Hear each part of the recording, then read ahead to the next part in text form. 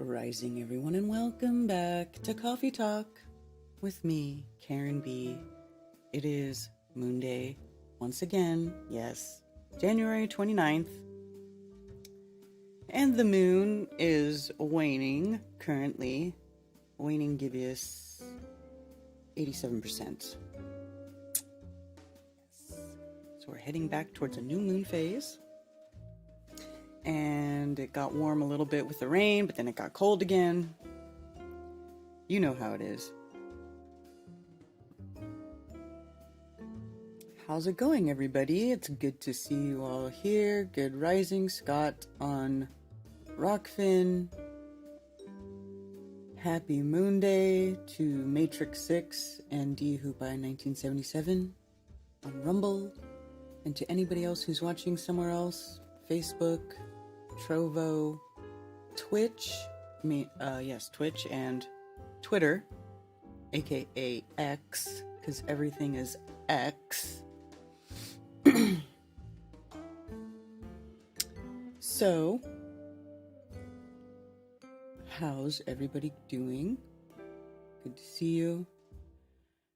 That yellow spider guy, Boston Ray Mudflood Adventures, Tommy Tell the Truth. Zulu One, Scrotal Xerox, Gregory May, Danny Smith, Billingtono, Southern Belle, Aisling 717, Zulu One says, tomorrow's your birthday, 57 years young. Oh, happy birthday. Happy birthday. Spicy Sarah, Memorial Gardens, Good Times for All. Michael Ray, JJ Organics, Clayton Denchuk, Jameson Kimbrell, Valley Parks. Good to see you all. All right. So, what's been going on? I have to be honest, whenever my mom comes to visit, she really has me preoccupied. So I don't really pay much attention to what is going on in the news or so much like updates on stuff. I did come across and watch some stuff over the weekend that really, had me, just another disappointing, thing to find out, about people. Just another lesson to be learned. Do not trust someone just because they say they're a flat earther or they talk so nice. I don't want to get into that yet, but maybe later. Anyway. There are some meetups. I added a couple of meetups to the website. So Flat Earth Friendly Meetups at flatearthfestivals.com. You just click this menu item up here that says Flat Earth Friendly Meetups. And so there is... I added a meetup Utah with Mark Sargent. That's going to be March 2nd. But there's also a meetup in Hagerstown, Maryland. Hagerstown, Maryland, FE meetup with the Geographical Historians. Saturday, February 3rd. So, I guess that's this weekend, yeah? Is that this coming up weekend? Yes, it is. The day after Groundhog's Day.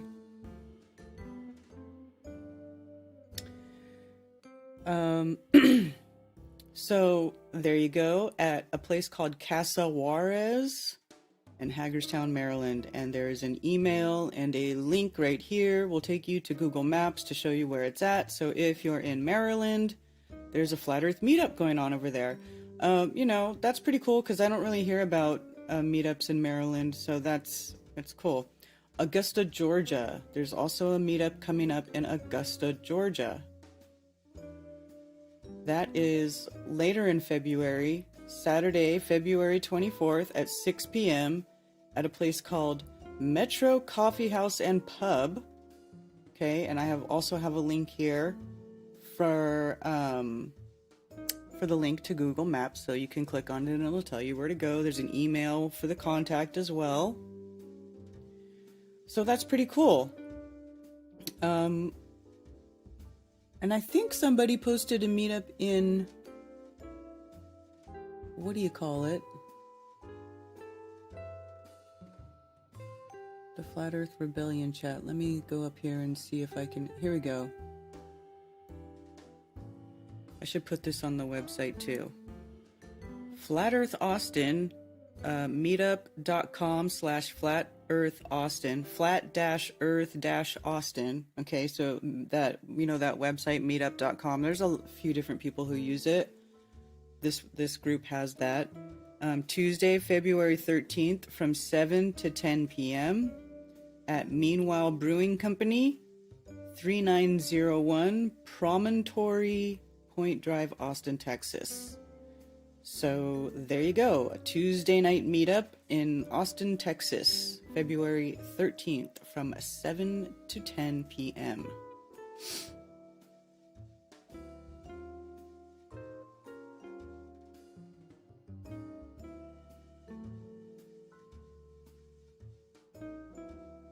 Joe Cool, hiya Karen B. Finally I can eat again. I said in chat last week I was going to fast for a week and now I will end my fast. Oh, did you do your week fast? How do you feel?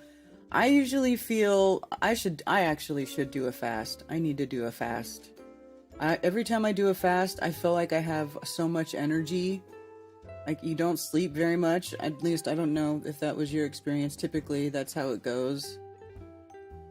You have loads of energy because you're not using that energy to digest food. It's kind of a trip, actually, how it works. It's weird. It's counterintuitive. You would think you're not eating, that you would be weakened, and that you would not have energy, but you have actually more. It's bizarre. Ashley, Claudia, hope everyone's having a great start to their day so far. Yes. You feel hungry? Probably after a week, yeah, but I only ever do like 3-day fasts. That's about as long as I go. I don't really go longer than 3 days. I haven't really felt compelled to go longer than 3 days. Although, one time when I did do a 3-day fast, at the end of the 3 days, I was like, I feel like I could just keep going. So maybe the next time I do a fast, if I feel like I can just keep going, then I'll just keep going as long as I can stand to. And see how long it goes.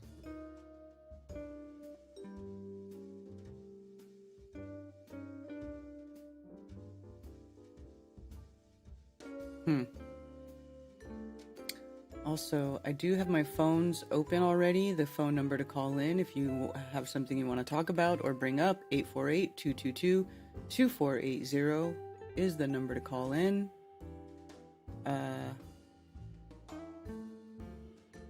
In case you're feeling... Hi, Rose. I see you over there. And Psyop within a Psyop and Benny Boy over there at Rockfin. And Mike Weston. Good morning from the level plane. Yes, good to see you.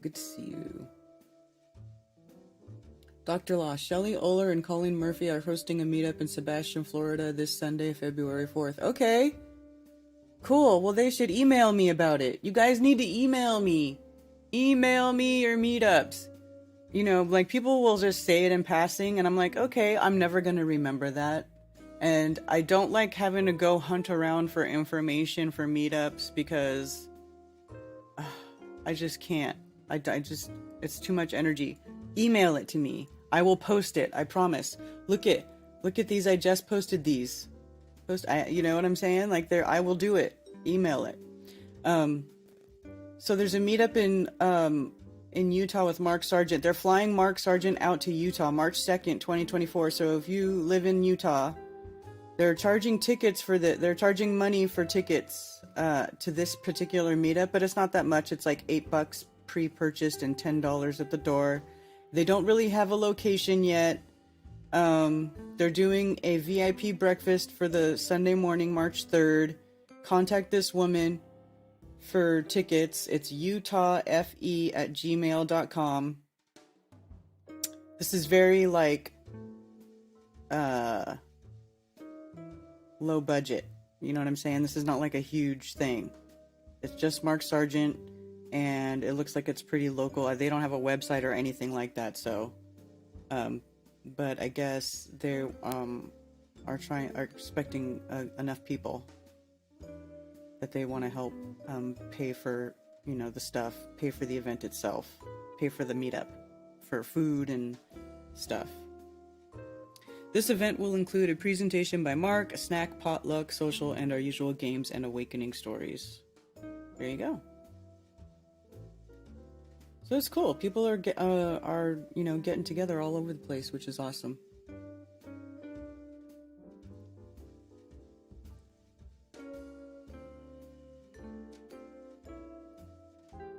Minimum a gallon a day, you will feel amazing. Distilled water fasting. Yeah. Best workouts. Yeah, I remember when I was working out regularly and then fasting, I would still work out while I was fasting, and it was amazing how it still worked.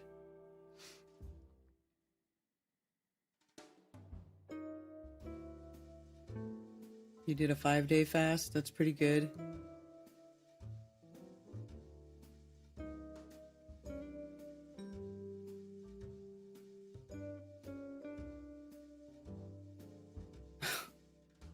Thumb the streams. Yes, give me a thumbs up.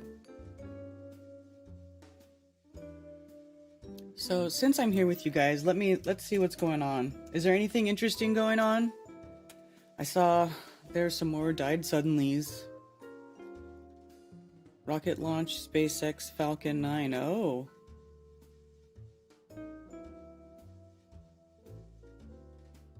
Oh my god, look at this. Come on. Come on. Why even the satellites have to be phallic looking? Look at that.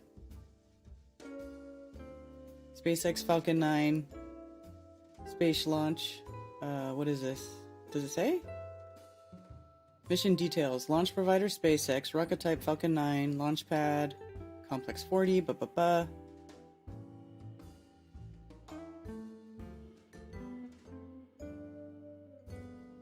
Banana Creek launch viewing area. Six miles from the launch pad.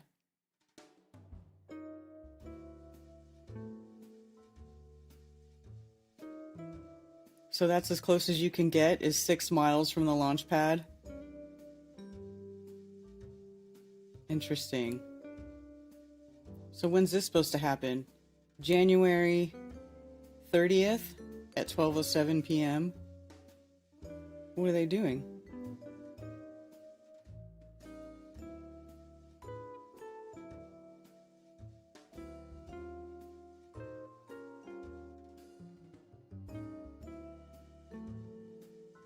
Oh my gosh, you guys, no way. Look at this. Japan's moon probe regains power after landing upside down 9 days ago. If you guys watched Strange World, Mark and I talked about this. Mark brought it up about how the land, we were saying that there, okay, so the week before we were like, there's not even any proof that it landed there. They're just saying that it landed there and they, you know, and there's nothing. And then the next week they put out this stupid picture of the lander like sitting there upside down, all cockeyed. And so it says, Slim landed close to its target, but engine troubles during the descent saw the lander flipped upside down and unable to properly recharge its solar batteries. So now it's been resurrected. Japan's smart lander for investigating moon, Slim, has been resurrected over a week after the probe ran out of electricity following its troubled lunar touchdown on January 20th, leaving it upside down and its solar panels pointing in the wrong direction. So how did it get revived? On Monday, the Japan Aerospace Exploration Agency announced that communication with Slim had been reestablished and operations to hunt for clues about the moon's origins had resumed. How? A change in sunlight direction could allow the probe's battery to be recharged from its awkwardly angled solar panels. It's unclear how long this power will last. Get out of here. Communication with Slim was successfully established last night and operations resumed. Science observations were immediately started with the NBC we obtained from... This figure shows toy poodle observed in the multiband observation. Oh my god.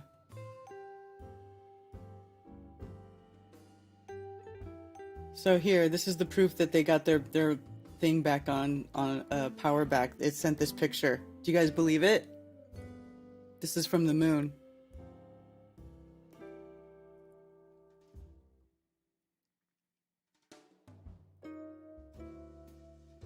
Owen Benjamin had a mini meltdown with high impact flicks that was quite amusing. What was the meltdown about? Is it because Brian from High Impact Flicks is not down with Flat Earth? Or was it about something else? Who took the picture? This is from the lander. It's from Slim.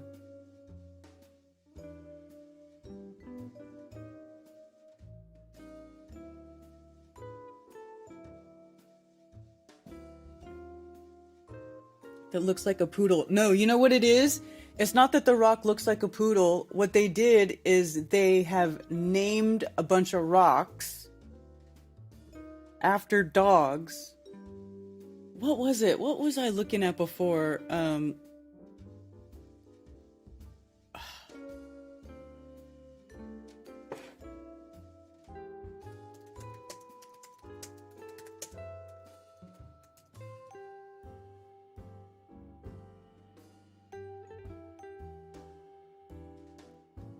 Is it this one?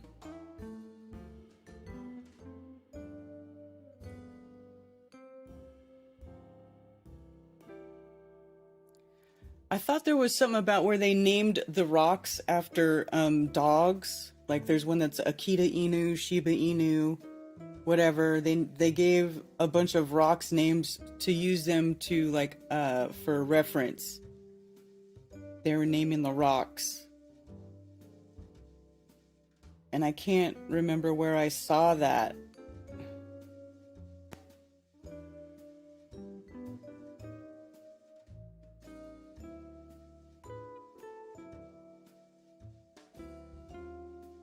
Was it this one?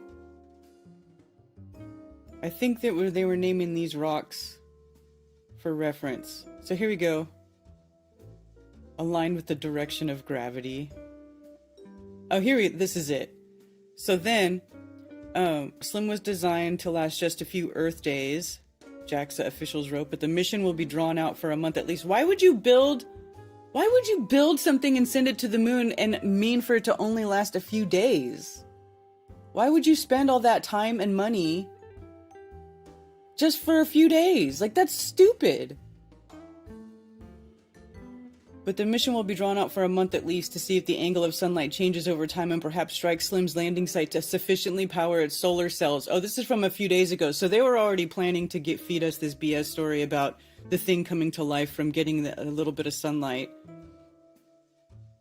So while JAXA awaits those solar cell results, Slim's multi-band camera took a slanted image of moon rocks nearby. In an annotated image, their names appear and seem to follow a canine theme. They have names like St. Bernard, Bulldog, Toy Poodle, plus Japanese breed-inspired names like Keiken, Akita Inu, and Shiba Inu. See?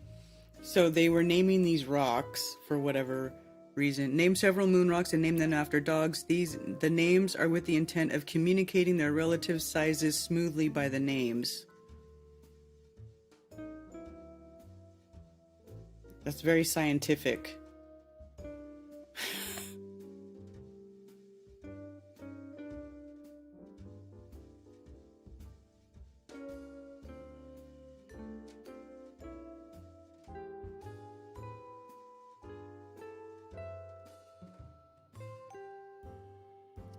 So now the thing is supposedly alive, and this is the image it's sending back.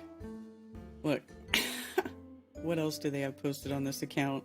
How ridiculous.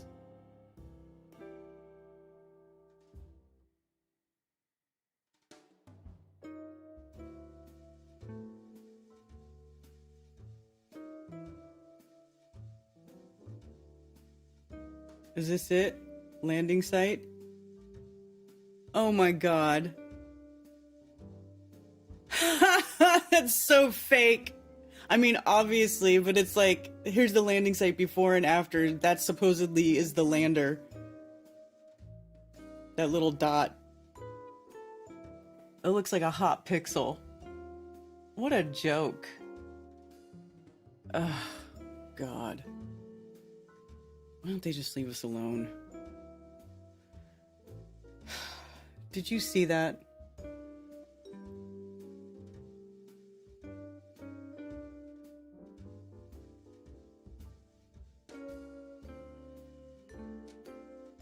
Space farce.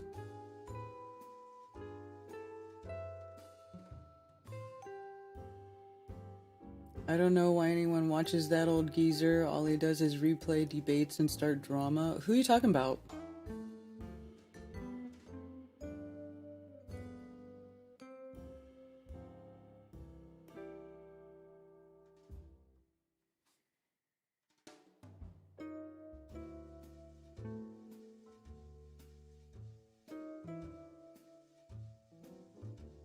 And there's the moon.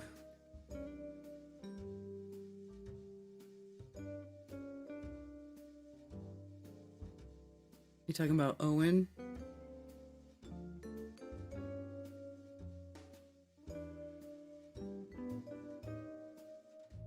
That looks like a rash Brian says he has on his ass.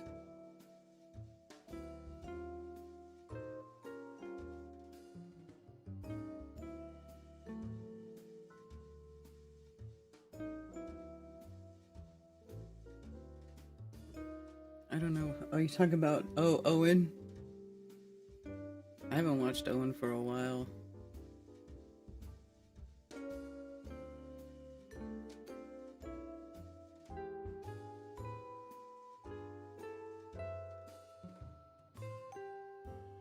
They make more money when it crashes because they can just pocket the money and drop the story.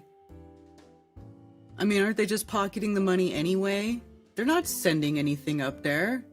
They're not sending anything to the moon. You know what I mean? Like, they're already pocketing the money, but it's like, then they can say, oh, it crashes, and then you go, oh, look how space is hard, and then they can just, like, keep kicking that can down the road and never actually do anything, and then keep getting more money for the space program, and oh, we need more space program money. We're not making any success because we don't have enough money. You're talking about Sovereign Soul Shriveled Sack? I don't know who that is.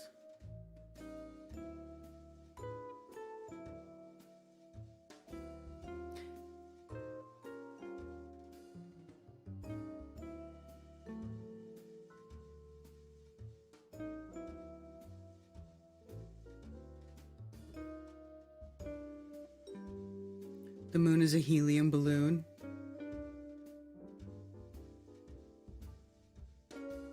Yeah, well, they just write these stupid articles and make these fake pictures. Like, it's ridiculous. It's ridiculous.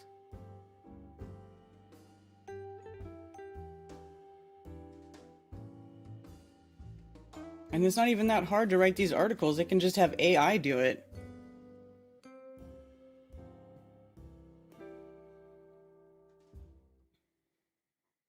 Lunar excursion vehicle.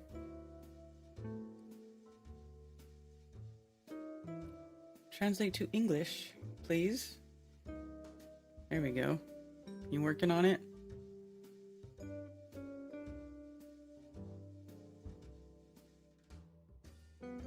Deformed lunar robot. By Deformed Lunar Robot. First lunar exploration robot of the world. Moon exploration by fully autonomous robot. First achieved simultaneous lunar exploration by multiple robots. What?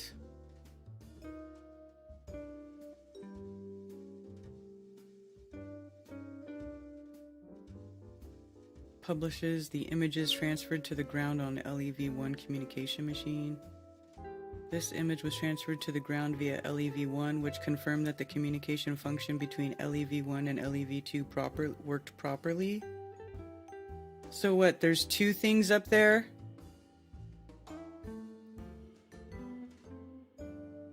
No?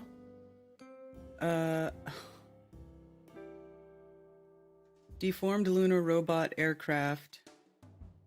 As a result, LEV-2 is the super small lunar exploration rover. LEV-2 was installed in SLIM with LEV-1 and was released to the moon on January 20th, 2024 with LEV-1 just before the SLIM landing. Okay, so that's what took the picture. The LEV-2 then photographs the SLIM and surrounding environment and publishes the images transferred to the ground on the LEV-1 communication machine. Image taken sent by the LEV-2.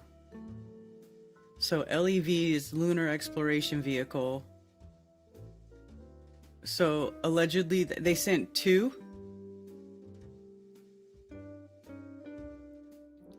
This image was transferred to the ground via LEV-1, which confirmed that communication worked properly between the blah blah blah. It also confirmed that LEV-2 was deformed from a storage sphere and was successfully deployed and driven on the moon after being released from SLIM. In addition, the multiple images taken by LEV-2 using an onboard optical camera under autonomous control, SLIM selected and sent a good quality image in the angle of view by an image progressing algorithm. I know that. What is that? Why is that there? Other data, including running logs, is still being parsed, and the results will be published in the future.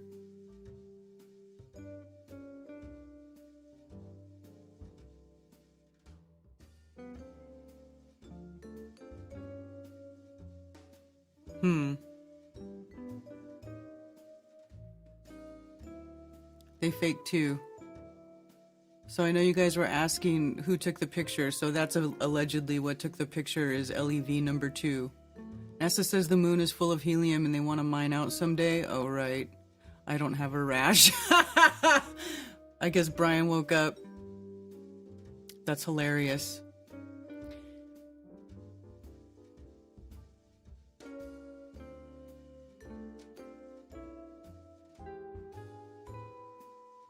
What is going on?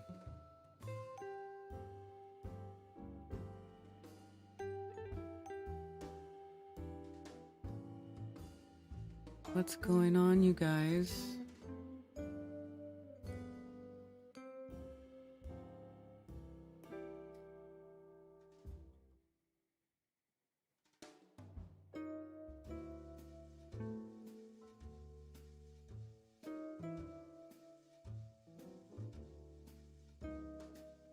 High Impact Flick showed his true colors years ago.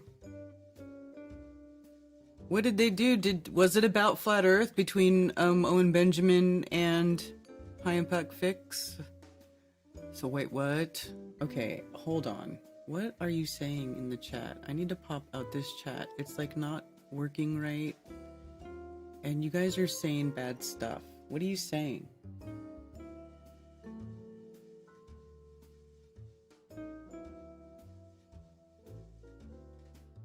Hi, Nathan.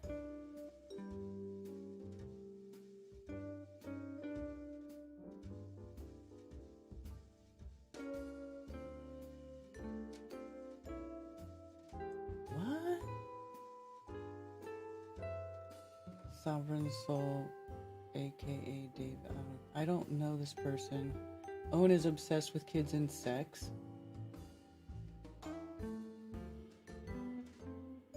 What are you guys talking about?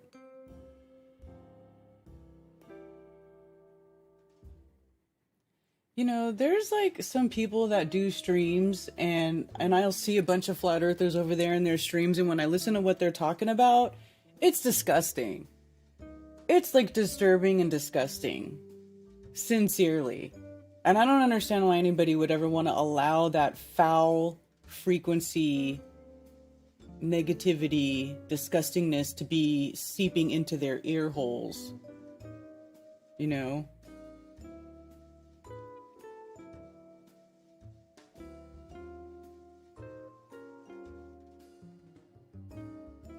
He spit out baseball-sized robot.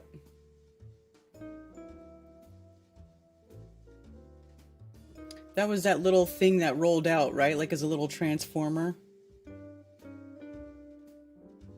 I'm guessing that's what the cover, that was last, I think that's what the thing was, this thing here. We had it on the cover of last Strange World. That's the thing that took the picture of the lander that's upside down. I don't know, so stupid. Oh, about the government?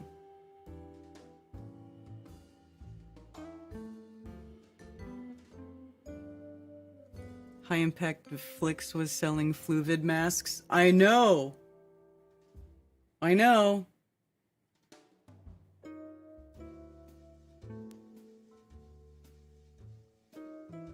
getting more into crystals and learning about them and the energy they hold. Crystals are amazing. Crystals, I'm getting to the point where I'm pretty sure that crystals are what powers the realm. This realm, like the structure of it, is crystalline. I guess it was about anarchy capitalism. Oh, whatever. Anarchy versus statism.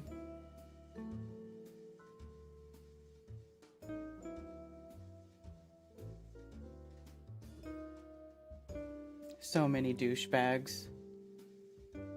Yeah. There's a lot of grifters. You know, it's hard because in this community, people, you know, they realize they're being lied to and they're looking for answers and they're looking for other people who see the world the way that they do. And then they find people that do. And you think, you know, you get sort of lulled into this sort of complacency where you think, oh, well, they're a truth seeker like I'm a truth seeker, so, you know, they'll probably be, they're going to be honest with me. They'll be telling me the truth about stuff. Well, that is not necessarily fucking so. Thank you for calling Coffee Talk. You're on with Karen B. Hi, Karen. Hi. You're Austin. What's going on? How are you doing this morning? I'm all right. I'm just, yeah, right on. I'm just getting the day started, getting ready to make some coffee. And, yeah, I just wanted to call in and touch it and, you know, give my commentary on this Owen situation, which I wasn't even going to talk about it again, but, you know, these people, they can't stop squirting over the guy in the chat, and so it's like, why? I don't even understand why they even wanted to start discussing it again in the first place in the chat. You know, it's just what really sparked it was last night. This channel, Sovereign Soul, Unchained Mind. You know, he's this dude who basically just covers people's debates after they've already done them, and, you know, plays reruns of people's shows and tries to instigate things. He was basically going over this debate that Owen had with High Impact Blogs or High Impact Flicks over the importance of the government. And, you know, like Owen is trying to give an argument that government is necessary. He's not saying that our government is good, but he's saying that some type of form of governance is necessary for a population. And, you know, whether you agree with that or not, you know, that was his side of the debate. Brian's was the other side of the debate. And, you know, I tend to more lean on Brian's side of the debate on this issue. You know, I think that we don't need a government, especially one that lies to us and, you know, that basically just wants to control our minds and manipulate us to do things that they want us to do. We're basically, you know, they put lies and propaganda out there so that we will do their bidding. And so, you know, I'm totally on Brian's side of this. But I jumped on Sovereign Soul's show last night to express my feelings towards it. And Sovereign Soul, he's gotten so low level troll to where he's invited people on. If anybody's familiar with Owen Benjamin here recently, you'll know that he's getting sued by this guy that filmed his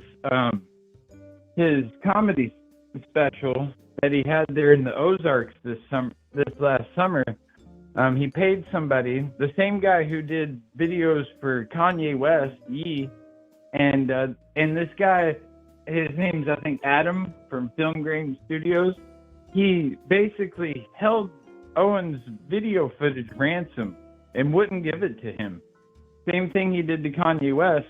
Well, Sovereign Soul had that guy on last night on his channel, you know, giving this guy a platform to you know, spew his hatred towards Owen and talk a bunch of smack. And then also, like, he has these other troll videos channel called Nut House Video. I call them Nut Mouth Video because they've made videos about me personally, and I really and about Owen and others, and I don't appreciate this low level troll nonsense. I don't understand why anybody wants to give Sovereign Soul, Unchained Mind the time of day at this point. He is a low level troll, and regardless of the debate between Owen and Brian, how you feel about that? I mean, Owen is always instigating and ruffling the waters with people. That's part of what he likes to do as his role of a comedian, and therefore it's like that's going to happen. But these people like Sovereign Soul, Renee Bernays, Nut House Video, and all these others that have a real disdain and just hatred for Owen to the point where they're obsessed with him. They can't stop talking about him. They what watch though? his videos. I don't listen or talk to any of these people, and to be honest with you, I don't even really care. I just don't care. I know I don't either.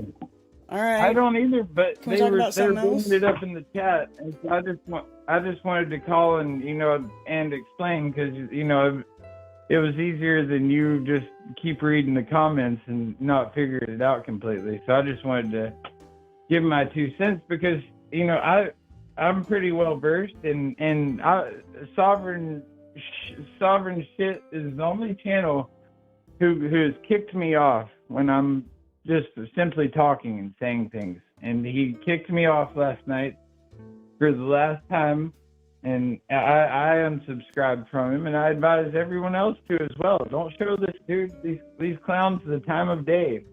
We've got more important things to do in the truth community than bring negativity, try and bring everyone down. We're here to uplift one another. We're here to be positive. None of us are perfect, but we're all on a mission together. And I love each and every one of you. And I just want to be about positive things. And when you're entertaining and bringing on people that are bringing lawsuits against people and stuff, that's a whole new world that you're entertaining. So that's all. Okay. All right. Well. So, but yeah, thanks for letting me share that. And yeah, all right. I love you, and hope you have a wonderful day. All right. Well, you too. All right. Bye. Oh my goodness. Oh my goodness. Oh, Alberta called back. Okay. Thank you for calling Coffee Talk. You're on with Karen B. Good morning. How are you this morning? Good. How are you? I'm good, thank you very much. You can see I'm calling from Alberta. Well, so much for my system to keep me anonymous. No, I'm just kidding. Just kidding. I just wanted to check with you, because somebody had told me yesterday that David Copperfield's coming back to make the moon disappear. Do we know anything about this? Do you know anything about it? You know what? I thought I did hear about that. Let's look it up. But I don't know. For February. What a beautiful sunset I have going on. Sunrise. Wow, I should have more coffee before I call. My thoughts was, I'm wondering if there's some type of operation going on behind this, or something they're trying to hide, or get us to not miss a time or something. So you broke up. What was the last part you said? Seems very sus. Oh, sorry about that. I said the last. I'm just wondering if it's got something to do with a psychological operation, and maybe they're trying to take our attention away from a certain part of the sky around that certain time. Get us all looking at the moon when we should be looking at the opposite side of the sky for something that's happening. Or perhaps maybe they're going to test their holographic system in the sky, see if they can make the moon disappear and if it's believable to people. Is that supposed to be this weekend? Like tonight? I don't know if it's supposed to be this. I heard February, but I'm not sure. Oh, okay. This is just his regular show that they're showing here. Okay. Yeah, I think the moon is supposed to be in February sometime. it just seemed like a real strange thing to just all of a sudden come up and have him come back out of, I don't know, when was the last time he did anything relevant? I think the Statue of Liberty back in the day. Yeah, I remember that. Being young and witnessing that one. Yeah, that was, and that was a big event. I mean, even back then with the limited televisions we had, I remember everybody getting together to watch that because it was kind of the thing going on at the time. That's why I'm suspect with it. When anything has to do with the moon, obviously, and especially when there's so much attention drawn to it, it makes me wonder. And how does he still look the same after so long? I feel like he even looks younger than he Karen. used to. Like, doesn't he? There's he the looks true the magic. Same. That's crazy. He says, "I'm going to make the moon disappear." It's taken 30 years of work. Yes. That's literally 30 years of our lives to develop it, and there's multiple methods to make it work. I'm collaborating with Save the Children, an amazing organization to show the world what a difference a person can make. Now, I wonder, is that going to be, it's going to disappear for everybody, like me up here in North America, and you, I'm not sure where you are, but down in the States somewhere? I mean, I'm not sure if us as North America get the same moon in the sky, and is it, because I know the Statue of Liberty, people were saying that, after the fact that there were certain people that were at certain vantage points that it didn't disappear for them. There was only a certain vantage point of people that were actually there live that seemed to disappear. But there was people in certain areas that it didn't disappear for them. So right. I mean, he does say that he's an illusionist, so it would be some sort of illusion. Yeah. Oh well, it'd be, I don't know, interesting, I guess, to keep an eye on and see if it actually happens. That would be kind of cool, I suppose, to all of a sudden see the moon disappear in front of your eyes. That would make weird. me think twice about things. But and is it just, it's funny that they say, yeah, we've taken all this time to get the machine. It almost sounds like they're going to use HARP. We've just been tweaking the knobs on the HARP machine, and I think after 40 years we finally got it down here where we can make the moon disappear. I know, right? Like, with what they can do with clouds and the cymatic wave pattern, who knows? Who really knows? I'm not going to claim that I know, but I just wanted to bring that up. And also the cicada thing, that's kind of an interesting thing going on this year too. The return of the cicadas. I don't know if you've heard anything about that as well. Or like the double brood. Like there's supposed to be a double brood of cicadas. The double one. Yeah. Yeah, the first time in 220 years. So yeah, should be interesting. They're calling for possibly 1 trillion cicadas. I mean, that's a fantastical number. That's hard to fathom, but we'll see. A lot of bugs. I know we get. Yeah, that's it. It seems like just a lot of hype, but I guess it'll be up to the bugs. Well, I felt like last year they said we were going to get like a super brood or something, and there was going to be more cicadas, and then I felt like in my area it was actually quiet for summertime. It wasn't like a super brood at all. Yeah, I know the first. No, we had one up here when I was living in Toronto back in, I think, what would it be, in 2008, I think. We had one, and it was funny because I had never been, I'd never experienced the cicada here in Alberta. It's just, we have them, but it's too cold. They don't come out very often. But in Toronto, yeah, I remember, because you don't see them at first when they come out, because the ones up here, they hide in the trees. And I remember moving there, and every time I'd walk down the street and it was quiet, I thought power lines were going to explode or something like that. And I had no idea what they were. Mm-hmm. And then one day I came out and they had all died and fallen to the sidewalks. And man, let me tell you, that was like a horror scene. A lot of big bugs. They are pretty big bugs, and they crunch quite fantastically when you walk over them. So yeah, when so hopefully it's not too around, much of a mess. Wonky. Yeah, so that's gearing up to be a strange year. So I'm expecting moon disappearing and return of crazy bugs, and then there'll be election stuff, and I'm sure they're going to start trying to throw the false flags at you. I was thinking maybe Super Bowl would be a good time for them to start, because they seem like they've been really off on their false flags lately, so maybe they might want to start early if they're going to try to do something before the election. So I'm thinking maybe they'll start with Super Bowl, and Taylor Swift will have something to do with it.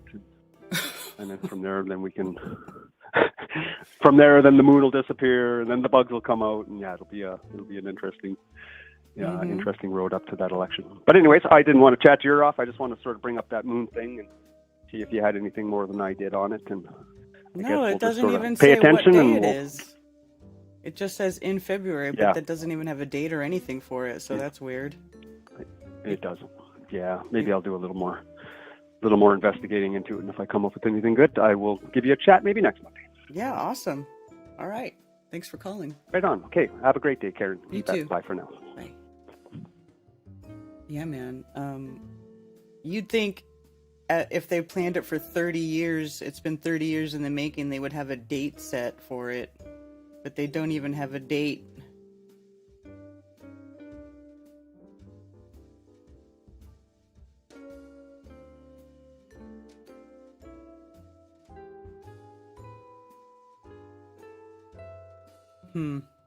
Interesting. Thank you for calling Coffee Talk. You're on with Karen B. Good morning, Karen. How are you today? I'm doing great. How are you? Just lovely. Lovely. I just had a couple things. I wanted to say, yes, the fasting is the shit. You got to do it. You got to do it. I do 5 days, and I'm going to try next one. I'm just going to try doing a couple 3-day ones here and there. Every couple months, I do a 5-day. And, like, you could feel like the shit is coming out of you, the toxins and stuff, and you just, it's so good to do. I can't stress it enough. Like, I have the best workouts, the best sleep, everything. Food is poison. It's crazy. Like, how does that work? I thought this is supposed to be something we need. Yeah, well, I mean, you can try to eat as clean as possible, but yeah. That's impossible in our world, right? Yeah. With all the things they put in everything. So right. Crazy. So crazy. Right. Absolutely crazy. Like, I mean, just even when you look at just something that you think is, this is pretty healthy, and then you see, why do they add these chemicals, and what is this in here for? They just have all these things. I just saw one chemical. I thought it was a release agent, so like the noodle doesn't stick to the thing while it's being made. It's like, that's gross. What the fuck? And then you want us to eat it. Don't worry, it's okay. Don't worry about those chemicals. Terrible. And so what else? Also, I want... Oh, go ahead. No, I'm just saying, what else? What else did you want to talk about?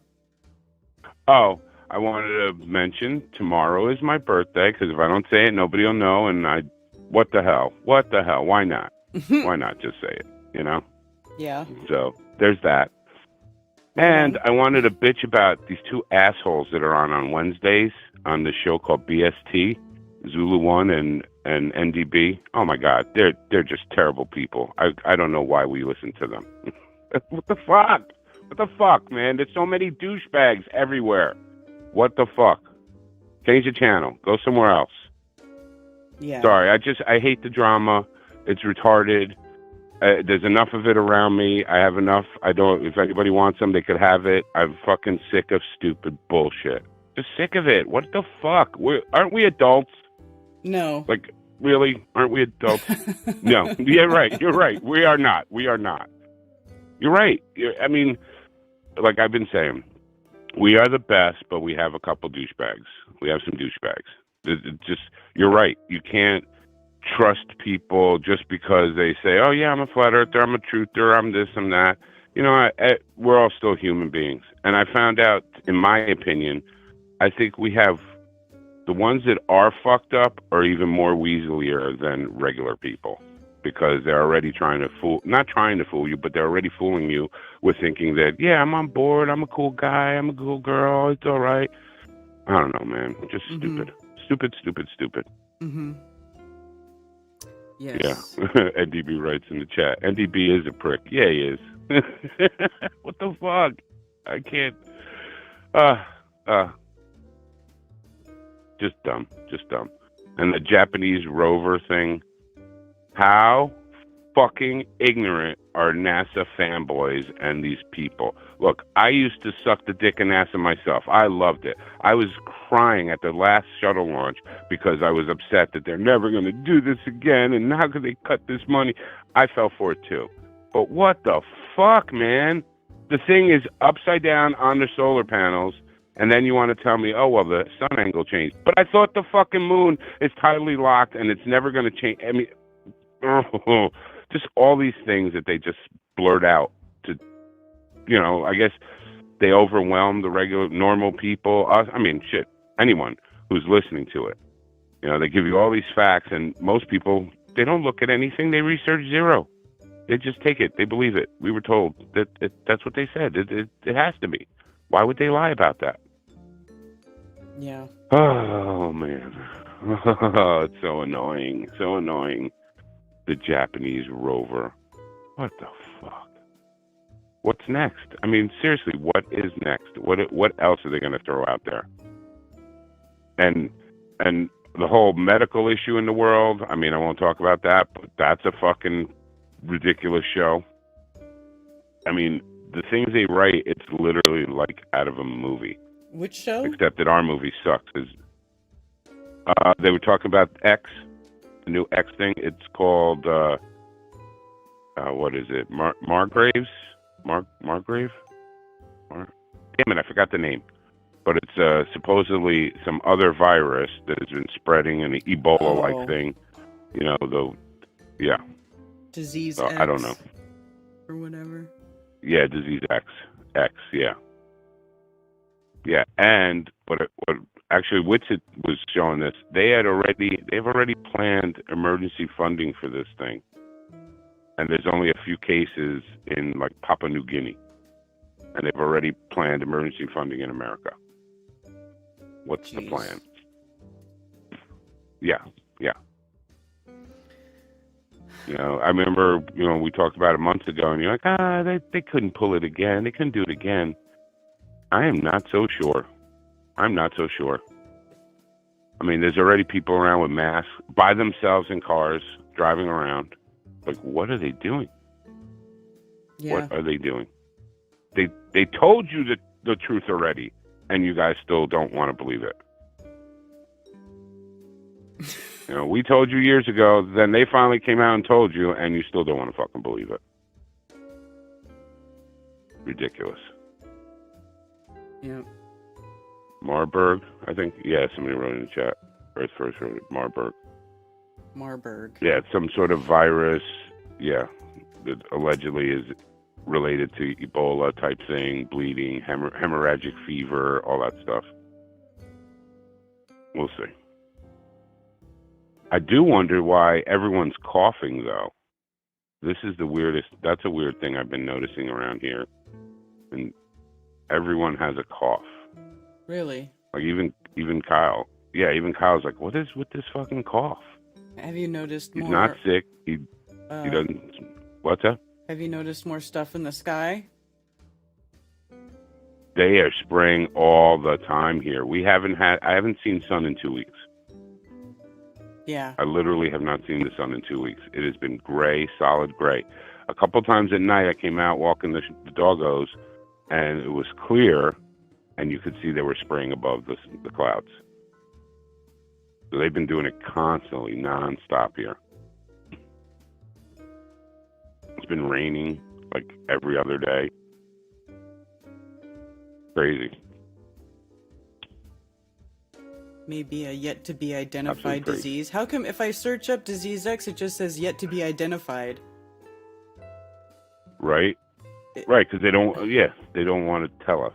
It's just you know, insert pathogen here. Yeah. Whatever we can come up that works. Okay, this one works. Use this. This is what's killing everybody apparently. Well, let's just see what kind of side effects pop up from the you-know-what-ski that everybody got a couple of years ago, and then we'll call that. That'll be it. That'll be disease X. Right. That's what I think it is. Right. And it could also be related to the increased electrification of the grid, i.e. 5G being implemented everywhere. You know, all that stuff Right. can cause the symptoms, like flu-like symptoms. Yeah, we're absolutely immersed in it. Mm-hmm. Absolutely immersed in it. You can't go anywhere without being surrounded by this electromagnetic fields. Everything gives it off. They overlap, and then some of these things are so powerful, like some of these cell antennas where they put them. Holy shit! Like, really? You putting it right in the fucking backyard of somebody's house? Yeah. Well, the people let them put it there. You know? Yeah. Oh Because yeah. they're stupid. They don't Our scout understand camp. that they're being microwaved under that thing. Yeah. Our scout camp made a deal with Verizon for 99 years of free usage. They put it on their fucking property. It's up at the top of the camp, and it's going to be there forever, just irradiating all the kids, all the people there. Oh my god! Because they wanted a cell phone in the middle of nowhere. Bullshit. Fucking stupid. Dan, I want to live under power lines next. You know, maybe I can move next door to a fucking nuclear power plant. Although that, according to Gale and Windsor, that shit's safe. So I don't know. It is. It's all lies. Everything they tell us. Actually, the stuff that's nuclear safe power. Is good. Nuclear power is one of the cleanest energies. It is. Yep. It is. They're literally boiling water. That's it. Right. And then they did Chernobyl. Excuse me. That's smoke-related cough. Sorry. Hey, Mark Divine. I don't want anybody to catch anything. Thank you for joining the channel, sir. Nice.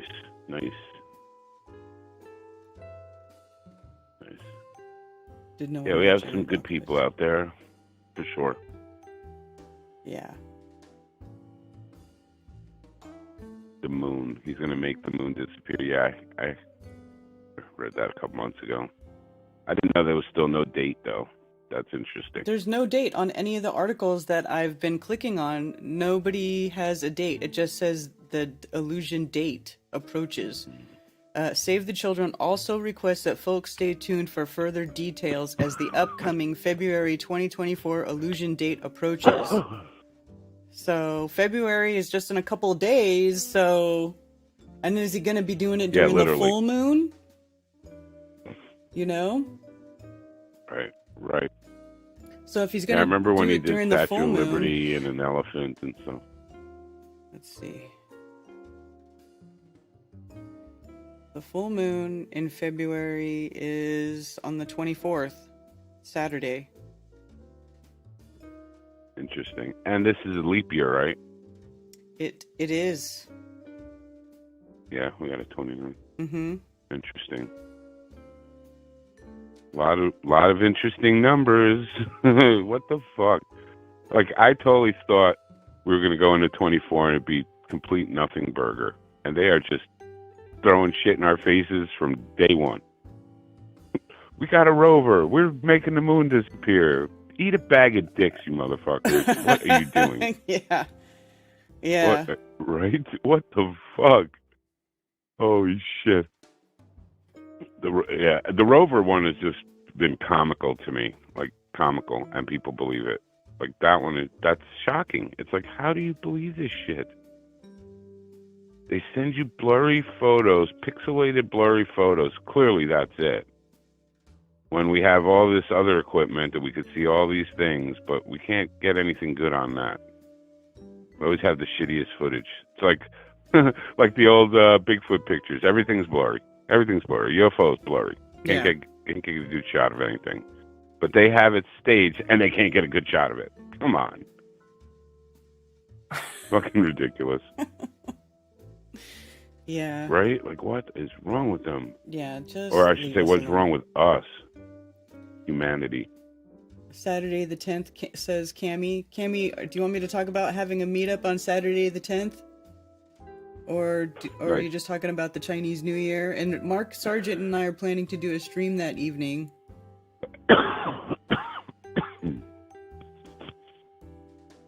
Right? Aren't you doing an anniversary stream for the clues? Yeah, anniversary stream / enter the year of the wood dragon, because we've been talking about Is it that so this much. Friday? The 10th. Not this Oh, weekend, 10th. but the next 10th, one. Sorry, 10th. Right. 10th. Next weekend. Mm-hmm. Nice. Yeah, that'll be good. I love Mark. Love you too. Mark is awesome. Mark is awesome. He doesn't What's get that? enough credit. Mark is awesome. Mark is badass. He is. And absolutely. people don't give him enough credit. Absolutely. And he gets called a shill probably more than anybody else. And it pisses me off to I no know. end. I hate it. I know. That's funny because I looked back and I think I made over the years 4 or 5 "fuck you, leave Mark Sargent alone" videos because like they just pissed me off. Like, you don't even fucking know. Get off your fucking couch and meet a person before you fucking start running your fucking mouth. Okay, you know nothing. And I don't know how the fuck this man does this, but he doesn't lose his temper or anything ever. How? I don't know how you do that, Mark. I don't know how you do it. I just want to jump through the fucking screen and strangle people all day long because they fucking piss me off. I don't know how you do it. You're amazing for that. Yep. Yeah. When he went to, remember when he went to, was it New Zealand, I think, to do the commercial, and he left us the spaceship, and that week he was gone. Somebody made something about made a hit piece or something about it, the video that he made, the commercial with the sports bet or something, and I fucking lost it. Oh, like, yeah. What the fuck, you people? Yeah. He got called a shill all the time for that, for making that commercial. Mm-hmm. Whatever. Yeah. And then, and I love how they always say, well, how did you get on the show? Because he is not a fucking raging dick to people. Because it's their show. They're not going to fucking let you talk. He's well-spoken. Right. He doesn't cuss. He's very, he's like easygoing. He's easy to talk to. He's good-mannered. That's why. He does his research, too. Holy shit. He's on point. They fucking know it because he's always telling them the right things and the correct response immediately. Yeah, he's good at this shit. Definitely good at this shit. Mm-hmm. I don't know. I couldn't maintain my composure. I wouldn't get on more than one show. They'd be like, that guy's psycho. Fuck you. It's not a fucking bull. Right. I could. Right. Mark has put himself, he's put himself in the firing lane more times than anybody can ever count. And it just really upsets me when people just want to rip on him and call him names and call him a shill and da-da-da. It's like, come on. Just... Mm-hmm. You're not thinking. You people aren't but thinking. Really? Yeah. Well, I mean, like I said, they're all doing this from behind their phone, sitting on their couch. Like, nobody's met these people. Nobody comes out and meets you. They just make assumptions and say, oh, this and that about them. Dude, you don't know nothing. You know nothing. Yeah. All right. Deep breath. Deep breath. Well, and this is one thing I wanted to talk about while I have you on the line. You can either stay on the line while I talk about it or not. But there's a video that was put out by Wooden Nichols. I don't know if you guys have seen what Wooden Nichols has been putting out recently. But he did. I don't know who that is. Okay, well, Wooden Nichols is the guy who he started out being into like the Tartaria stuff, right? And then, he started researching it, and he found out that what people were saying wasn't true, and that there was documentation and archives of a lot of these buildings being built and how things happened and blah blah blah. And he started debunking it, right? And he came out. He's the guy who joined forces with EWAR after EWAR put out those videos, A Lost History of Flat Earth and What on Earth has happened or whatever. I remember EWAR. Okay, well, I was never really a fan of those EWAR videos when they came out, because as soon as they came out and I saw what he was saying, I'm like, this guy's just throwing everything in these videos and he's putting it all out there like it's truth. And most of this stuff is just, it's like theories, it's hearsay, it's like there's no real proof for any of it. So I was never really a fan of those videos, right? But they got hundreds of thousands of views, blah, blah, blah, blah, blah. Well, EWAR later, came out and said, oh, well, a lot of this stuff, I shouldn't have done those videos because it's not really true. But it's like already out there, right? You can't undo it once it's been put out, so much. No. But then he joined forces with this guy, Wooden Nichols, and they had made a bunch of videos sort of debunking these Tartarian people, right? And these reset people. Okay. Well, anyway, one thing that he put out was, he did a thing debunking My Lunch Break, which is one of the channels being featured in the new Hibbler Productions video, where he's doing a movie called Old World Order, where it's all about this fucking retarded Tartarian, nonsensical, like, old world history fantasy bullshit, which I hate. Like, I hate that. I've never been on board with any of that stuff. But so what in some of the videos, Wooden Nichols was talking about a thing that went on between Martin Liedtke and this young lady here, and her name's Jadith or Jade, and apparently she was working with Martin way back when he did his one conference, right, in the UK, the one that was named after his book. Yeah, I remember. And he did a tour. Well, Right. Well, it turns out that this girl here did all the work setting up the tour and blah, blah, blah. Like, it was even her idea. And she made this whole video that, and this is all, and you know what kills me is this is like a year and a half old. All of this stuff is almost 2 years old.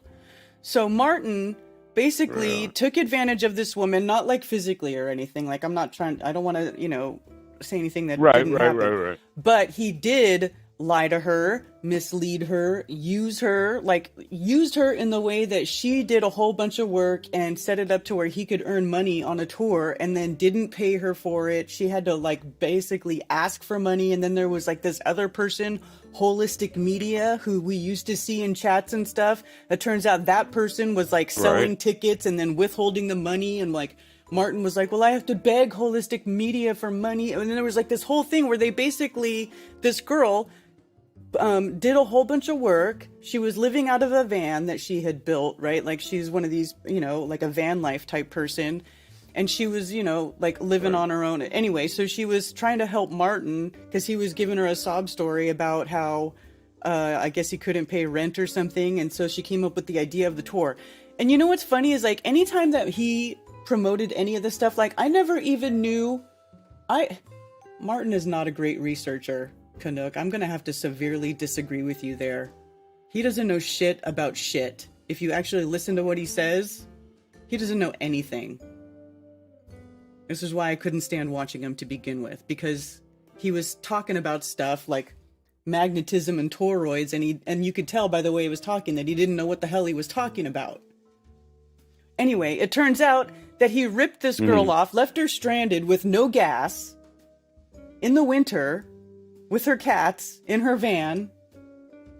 Like, anyway, you would have to watch this whole thing, and I'm highly tempted to even play it right now so that everybody can know what a rotten person this guy is, Martin. Like, what is going on here? Why is it okay for this guy, to take advantage of people and screw people over and nobody says anything, but then they're going to call Mark Sargent a shill when he's never done that to anybody? He's like one of the most stand-up people in this whole thing, whatever you want to call it. He takes care of his mother who's got cancer, and everybody wants to call him, oh, he's living in a basement and he's a shill. Meanwhile, they're going to go ahead and support this motherfucker who goes and hangs out with rapists, other, abusers, like, you know what I'm saying? It's like, I was wondering, I didn't know any of this stuff happened, because this is all almost 2 years ago, right? 2 years old. And then it comes out, well, then Martin shows up in Texas with that that disgusting person. I don't even like to say his name. Yeah, wasn't that was right around Flattoberfest, right? Weren't they out there? Oh yeah, before. And then yes, it was right before, I remember, and then they had planned an event the same day as Flattoberfest, but in LA or whatever. Anyway, Right. So I remember like a long time ago when Martin showed up with that guy, I was like, why would he go and hang out with these creepy people? Like, why would you ever do that? Oh, well, now I know why, because he doesn't have any interest in truth. He has interest in making money so he can do drugs and get wasted all day and screw people over and get attention. Like, that's all that they're doing. They're a bunch of grifters, all of them, and they're all being featured in this new movie, you know? And all of it is bullshit. And they're pushing it as truth. And this shit frustrates me. Like, I really can't stand it. You know, this is why I have never included any of this stuff in Flattoberfest, in Flat Earth events, because these people, they can't be trusted. They can't even be trusted to look at objectively at information about the videos that they're putting out. Except for, like, you know, that's why I have respect for Wooden Nickels and Ewar, even though I didn't like his original series that got millions of views. You know, I respect them because they at least look at information and are like, you know what we thought was going on before, that's not what's going on. And, you know, we were wrong. I have way more respect for people than that, than people who double down and start screwing people over and lying to people, lying to their subscriber base. She even says in here that Martin took the money and like spent it on something she was trying to say, well, you know, I have a van, we can sleep in the van during the tour to save money. And Martin was trying to say, oh, no, we're going to go get hotel rooms and spend money on hotel rooms. And she's like, well, why would you do that? You're just going to spend all the money you make on your tour on hotel rooms. And what's the point then? And that Martin was sitting there, well, oh, my subscribers are rich, right? They can afford it. So it's like Martin doesn't respect his subscribers. He doesn't respect, you know, people in this community enough to be honest with them. And it just makes me sick, you know? And he had messaged me through what was it? Instagram a while ago. Not before this last Flattoberfest, but it was like for 2021 or 2022. I think it was 2021. No, it was 2022. And he was talking about like, well, I think I'm gonna, you know, go there. Like he was trying to say that he was gonna be in America for Flattoberfest, and Hibbler wants to know if ODD is gonna be there, and he's gonna go no matter what. Of course, he never went, even when Bob was alive and tried to invite Hibbler, you know, to the events. He never showed up. They don't want to associate with us, or at least they don't want to associate with me. You know, and for a while, I used to be upset about it. Like, God, you guys are so cliquey. What you like? I thought, like, you know, if we're all in this for truth, why wouldn't we all just at least talk? We don't have to be best friends, but you know, can we not why are you? You know? And now I don't fucking care. I don't want anything to do with any of them ever. I don't care if I never talk to these people. Because they don't care about truth. They don't care about anything except for clicks, clicks, likes, money, whatever it is they're doing, drugs. You know, that's not what this is about. And so I can't, you know, be on board with that shit. And I don't want anything to do with it. And so sometimes it kind of makes me wonder, well, like, how am I supposed to keep doing events? You know, because people start asking me, well, why isn't so-and-so there? Or why isn't so-and-so going to be there?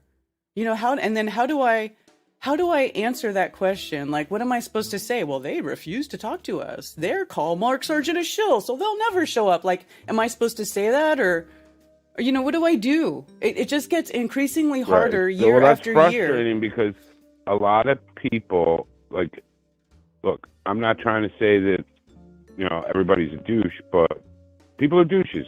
You don't listen to everything. You hear part of something, and you assume you know the entire story, and that's a problem. And we have that all the time. I see it in all chats where people are like, well, what is this? And, well, you didn't hear it. It's this, and this occurred. Oh, all right. You know, like, and I'm not saying that, again, I'm trying to not say they're assholes, but they don't pay attention. People only hear, see what they want. Plus, there's a lot of information. I do get it. There's a lot of people.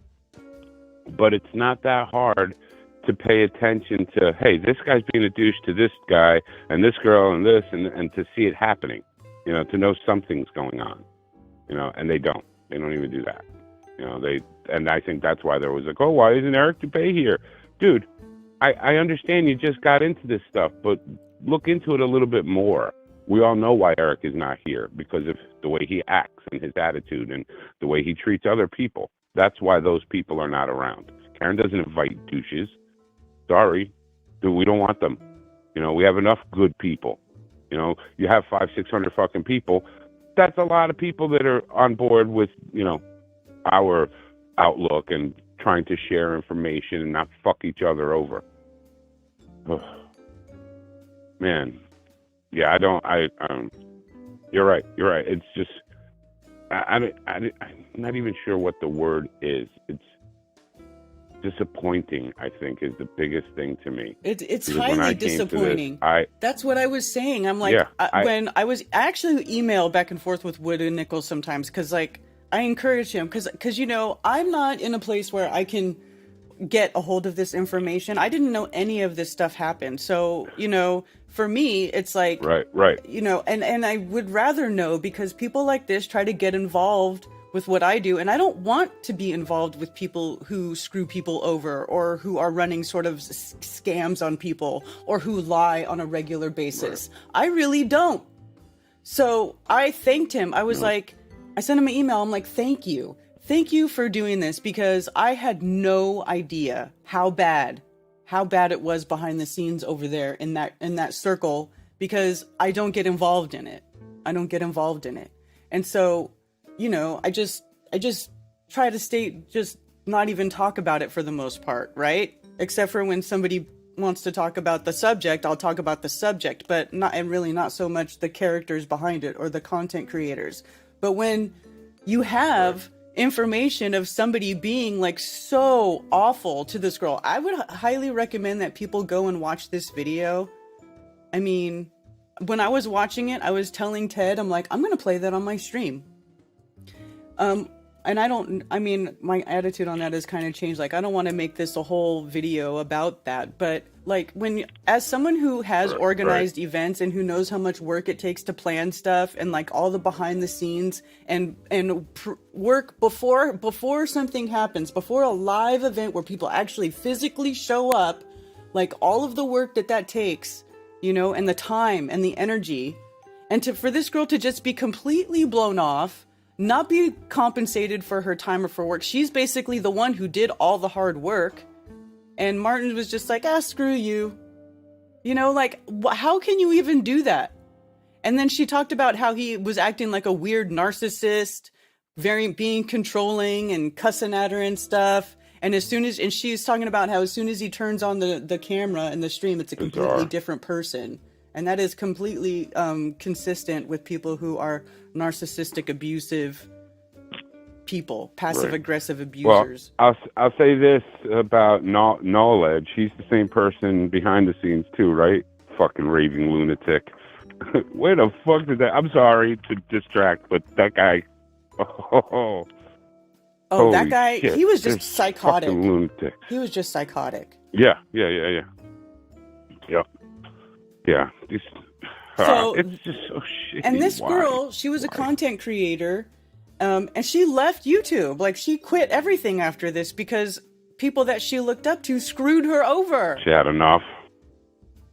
Yes. Like, how awful is that? How awful is that? I mean, whatever. I you know...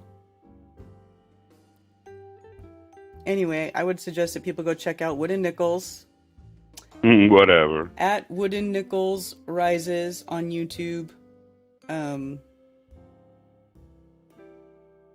He does good stuff.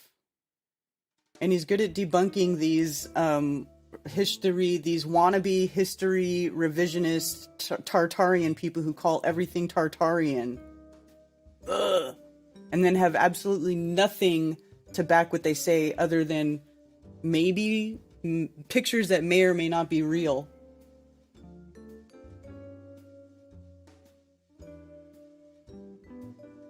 Yeah, just ridiculous. Utterly ridiculous.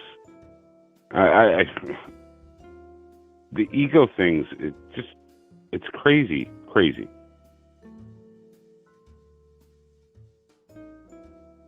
Mm-hmm. Hence why there are not many female true Earth channels. Right? That's exactly. the narcissist thing, right? That's the narcissist thing, the huge ego. I can't be wrong. I'm always right. Oh, everything. Yeah. And then, of course, if anything bad happens, it's not their fault. They're just being victimized by somebody else who's, out to get them. Oh, yeah. I'm totally the victim. It's not my fault that my scam exploded in my face. Mm-hmm. I'm the victim here. Mm-hmm. Fuckers. How? I don't know. How do they put their head on the pillow at night? I don't know, but how do you call yourself a truther and then be a lying sack of shit who screws people over? How do you even, how can you, how do you even behave like that? That's why people in this community are so ripe for being screwed over or fooled or, taken advantage of, because they think that somebody else, because they see, agree with them on these very important, paradigm shifting issues, that most people take it as a way to change who they are and improve their life and become better people. There's still those sick people who are like, oh, well, this person will believe me if I say this XYZ, and then I can get this and that out of them. And, it's disgusting. And if I see somebody doing it, or if I know somebody's doing it, I can't not say anything about it. And what's really funny too is that I went on Instagram and I looked and I had a new message from Martin Liedtke. He sent me a link to one of his streams, and I just muted his chat. I muted it. I almost blocked him, but I was like, I don't, whatever. But why are you messaging me, dude? Probably because he saw me comment on one of the Wooden Nickels videos where I said OMFG because I could not believe what I was reading and hearing. I mean, right. There's screenshots even in this video. You can pause and read messages. I just feel like, I hate that I'm right. I hate that I'm right about stuff like this. Yeah. I hate it. Yeah. But that's the way it is. Thank you, Shiloh, for the tip on Rockfin. Yeah, it's shitty. It shouldn't be that way. I mean, like you said, that's how I felt. No, these people can't be. They all believe what I believe. They got to be cool people. They got to be out here not trying to scam each other and things like that. Yeah, but unfortunately, it does still go on. The case. And in this community, yep. If you can even call it that. I don't even know what to call whatever this is anymore. I don't even know. Right. What do you call it? What is it? What is this? An awakening? Because I feel like some people are going, they awakened to fall back asleep under somebody else's nightmare. Or somebody else's spell. Mm-hmm. Like they went to sleep under another spell other than the globalist spell or something. Right. Yeah. Wow. That is so true. That I get that. Like you oh man. Huh. Yeah, because you fall into something else, you replace it with something else. Because we have this desire, maybe, I don't know what it is, the drive, but yeah, it gets replaced by something else. Okay, then it must be this. Ooh. All right, now I know. And that's totally not the case. You're right. Yeah. Huh. Wow. It's weird. It's wow. weird. It's it's kind of crazy because it's like, if you think about it, does anybody know what the result is of waking everybody up, of everybody waking up and being told that everything you know is a lie, on this type of a scale before? Has it ever happened before? No, because there was no internet until just now, right? So there was never a quote unquote awakening of this scale before, ever, right? Until the internet. That's what makes it possible. So what is the result of that. It's everybody trying to come up with these replacement theories and looking for a new, belief system or, I don't know. It's like, what is it about this that makes people feel like they have to keep filling that void? Like, can't you just be in wonderment? Can't you just go, oh, I don't know, and just think about it? Does it have to be that all mountains are giant trees cut down by some Titan civilization bullshit story? Even though it doesn't make any sense? Does it have to be like, you know what I'm saying? Like, why does it have to be like that? I feel like, and I'll go back to this. I think it has to do with the fact that people just don't want to take responsibility for themselves, and they don't want to recognize that there is a creator and that they live in a creation. They're still looking for some alternate story, some alternate out theory or alternate out story to where they don't have to stop and look into themselves or do the work on themselves. They can just continue to peddle some bullshit story. They can continue to avoid doing the inner work of themselves and recognizing the creator and the creation and becoming a better person from the inside out. They can just keep living a bullshit lie and not be responsible for themselves. And I think that a lot of these people, that's exactly what they want. Just another excuse to not have to be responsible for yourself and your actions. And it's pathetic, and it makes me sick. That's a very, very valid point. I mean, just look at right off the bat, Catholic religion. You could do anything you fucking want as long as Sunday you go and say, oh, I'm sorry, and say a couple prayers, and you could reset and do it all over again. Like, what the fuck is that? Oh, wow. No, that is so fucking true. Like, nobody wants to look at them. I mean, that's the scariest shit. I don't want to look at my flaws. I don't want to really look at myself because it's fucking hurtful. It sucks. You don't want to do that. I get it. But that's a lame excuse to fucking be this way. I mean, that's the only thing I can come up with. Else. Why else would Martin do that to somebody? Why would you like? And if you look at this video, look at her. She's a pretty girl, and she's very nice. Like, why would you do that? And multiple people are in the comments and stuff talking about how when Martin showed up, all he cared about was getting high and getting wasted the whole time he was here doing drugs.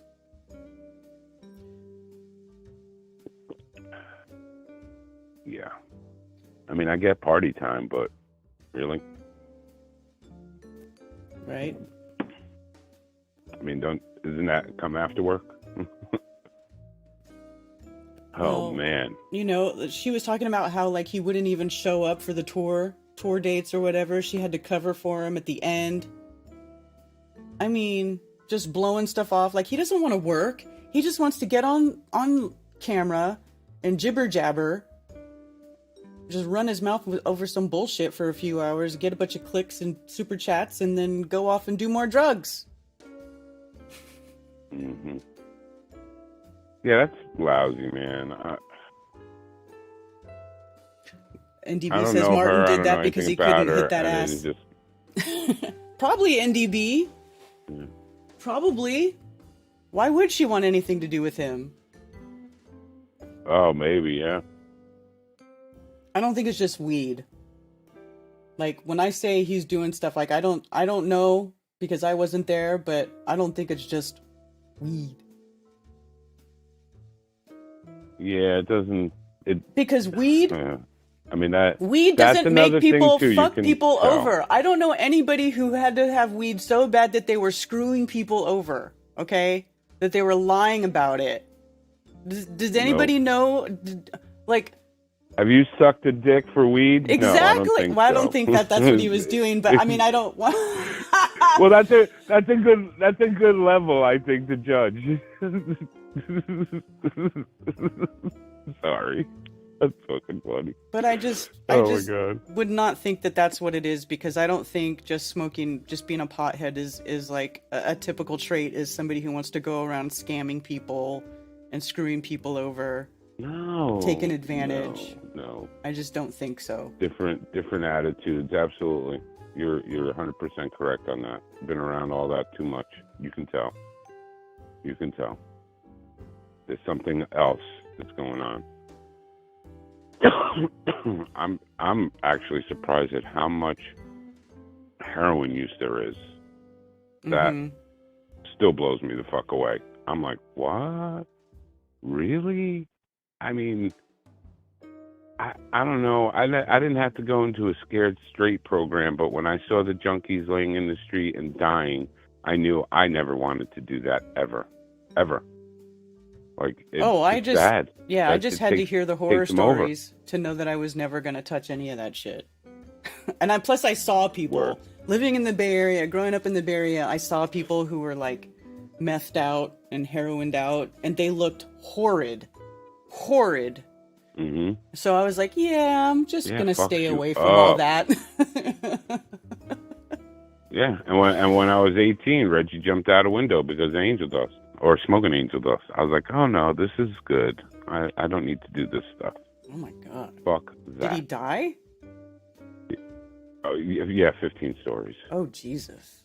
It was in Mount Vernon, and his dad was trying to hold him like at the last second, couldn't, and he fell. It was just a hard story. Oh my god. Horrible. Yeah, he was not a bad kid. You know, just a dumbass kid, but I guess he met the wrong fucking people down there because he had moved from. We lived here in Arcadia. He moved down there. We were all still friends, hung out, and we got a call that he was dead. And we were like, "What the fuck?" And Regina, his older sister, told us that he smoked some dust, was freaking out in his room. Dad went in to talk to him, and he was hanging outside the window. And he tried to grab him, and he fell. That's terrible. I'm like, what the fuck? What the fuck? Like, yeah, that's what I'm saying. You don't need Scared Straight when you have life showing you this shit. It's so fucked. Yeah, I never want to touch that stuff. Crazy.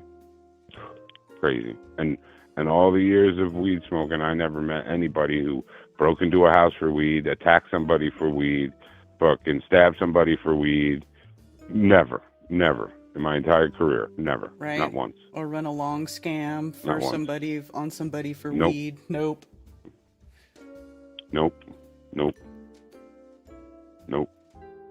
Yeah. Crazy what shit can do to your body. And I mean the chemical addiction and how it works is just amazing. I don't understand how it actually, I mean, I guess if you get down to the cellular level and each cell they can communicate with each other and tell, and maybe there is a thing, because like how, you know, like you're like, man, I really want some mushrooms and gravy on steak right now. Like, where the fuck does that come from, that specific desire? Like, your body is telling you, I want this. I read an article, some guy was stuck on the water for like a month. His boat went down, and he was catching fish and making water. He knew how to do it. But what he did was, after a while, he goes, I wouldn't even eat the whole fish. I would just eat the eyes, or I'd rip them open and eat some of the organs. And he goes, I don't know why I did it. It was like my body was just craving, eat that part. And when they found him a month later, he was healthy. Slightly dehydrated, but healthy. Like, they were like, what did you do? And he ate all the specific things in the fish that kept his organs working. And he didn't know. He wasn't conscious of why he did it. Yeah. Your body just tells you what you need. I need this. And then you crave it. It's weird. Like that girl who was a vegan for years and years and years. And then when she decided to try, her health had been in such, her health was so poor. She started eating meat again. And she said when she started eating liver, the liver tasted sweet to her. And she just couldn't get enough of it. And then when she finally got enough, it stopped tasting sweet. And then, but then, like, when she started eating meat again, like, all her teeth got better, her skin got better, you know. Right. Mm-hmm. Right. Her body was like, eat that part, eat this part. Mm-hmm. Right? Like, they say the orcas, the killer whales, they attack great sharks, and all they eat is their livers. They rip them open and eat the liver and let the carcass float away. Mm-hmm. And wolves, I believe wolves too, when the alpha eats first, he goes right for the livers. Yeah, the organ meat. Like, they know that's the most densely, nutritious piece of meat. Mm-hmm. Yeah, crazy. and then we fight it and tell ourselves, no, we're stupid. We know better. Really? I think my body actually knows better. I'm just a fat bastard that wants ice cream. That's it. Oh, there's Ted. Hi, Ted. Oh, he must be on break. He says, I love liver. Hey, Ted. Nice. I haven't had liver in years. I don't know. Yeah, Ted can tell you. Mom used to Ted make it watched with. the video about Martin with me, and Ted was like, he was ready to like throw Martin down a flight of stairs. Jump through the screen. Yeah. Oh man. Yeah, and look, this is my opinion. You gotta be a real dick to piss Ted off. That's my opinion, because he's a nice person. Period. And yeah. Wow. Chickentarian. Alright. A chickentarian, Tommy. Too crazy. Am I been holding up the line, by the way? Is there other people? No, there's no other calls. No, I love talking to you, so I'll stay. Unless you want me to go. Well, if somebody else calls in, I might have to get it, but right now there's no one else on the line. Okay. It's 848-222-2480 if somebody else wants to call in. Like the first bite of liver. After that, it's disgusting. That's funny, Cammy.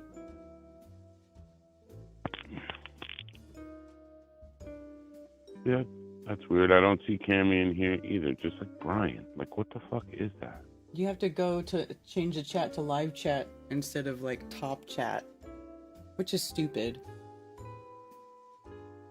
Yeah. Top messages, all messages, fan funding.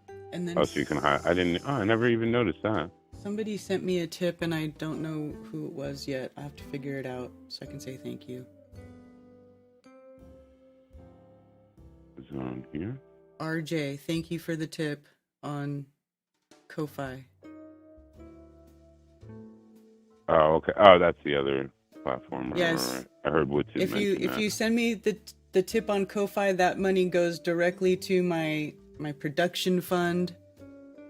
I do have a lot going on as far as stuff going on where I've been changing, obviously, where I stream from. But on the other side, this whole room has become a studio, and I want to be recording some high-end stuff here with my new fancy camera, and I also want to go on location with it. So all of that stuff, that's what I'm doing. And also, and I'll also be using that camera to record all the events, any and all events that I ever do in the future, if I still do events. Although it's 11/11. So there's that. Oops. That's a nice 11/11. I'm excited. I'm dying to see your eclipse footage, like what you're gonna get with that camera. Oh, I know. I want to see that so bad. Are you gonna take it up to that? I forgot where it was. The mountaintop that you took the kids to, so you could see like way out. I forgot where it was. Well, the Path of Totality is in Indiana this year, so I have to go to Indiana. Right. No, I meant just for regular footage.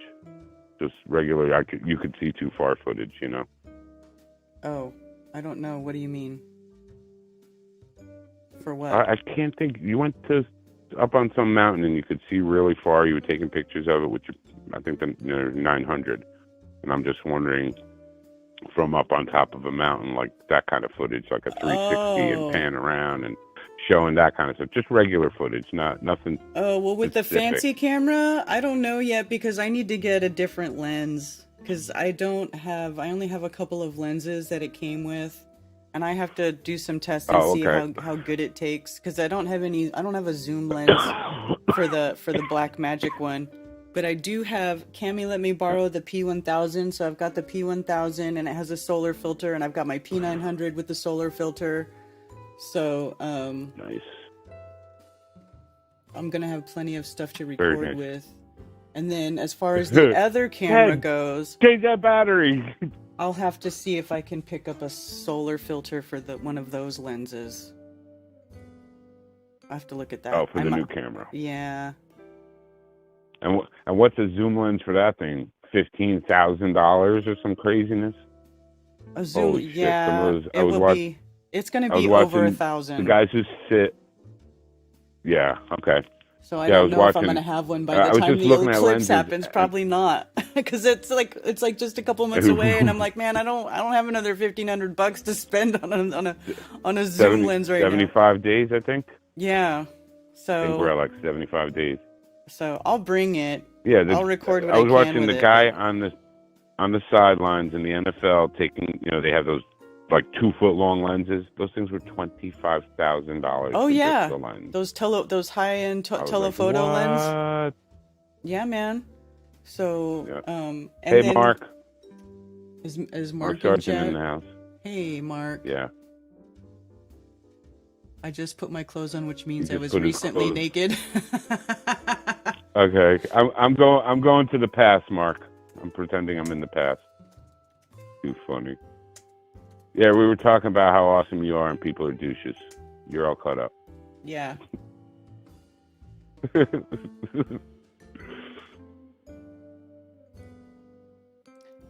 Let me see if I can find best wide angle zoom lens for Blackmagic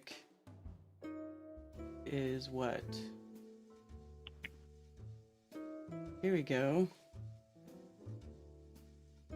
Let's see how much this lens is. I don't even know if this is really what I would need. This says $399. That can't be right. That's not a zoom lens. What is that? Wait, this is not. Oh, that's wide angle. That's not zoom. That's not what I mean. Yeah. Right. Raven with the Is it Sigma 18 to telephoto? 35. Or what do you call it? Just zoom? Yeah. Is it a zoom lens? I have this lens. I have this Sigma 18 to 35 millimeter, but I mean like a zoom like a high magnification lens. Those are really expensive. I can't even, let's see.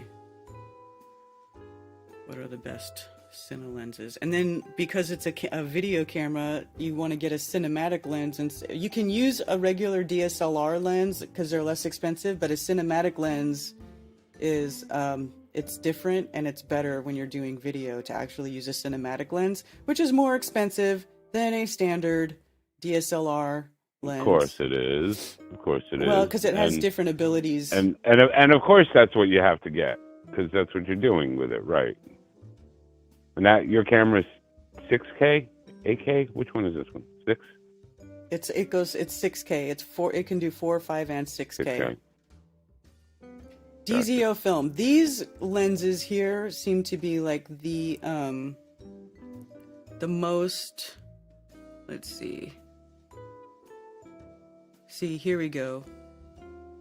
$44,100 for this. Well, I think it's a pair though. I think you get a pair, but these are cinematic lenses, right? But that costs more than the camera. That's more than the camera. Right. So anyway, I don't know if I'm gonna have the proper lens to actually film the eclipse with the Blackmagic by the time that gets here. Right. But I do have the P900 and a P1000 to record it with, and the P1000 is infrared. So I'm actually interested in what kind of how that will look in the video.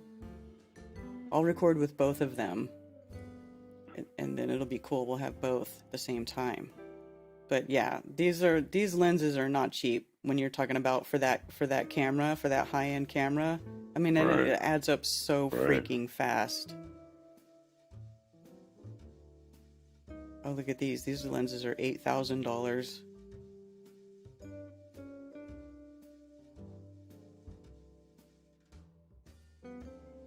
Anyway.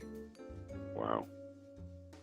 Yeah, it's got to get like crazy detail. And so what actually is the difference between a cinematic and a regular? Does it let light in differently, or well, I don't know. it focuses. It's different with focus. Okay, because like DSLR lenses are typically made for still pictures, right? So you'll set your focal range or your focal point, whatever, and then you'll take the picture.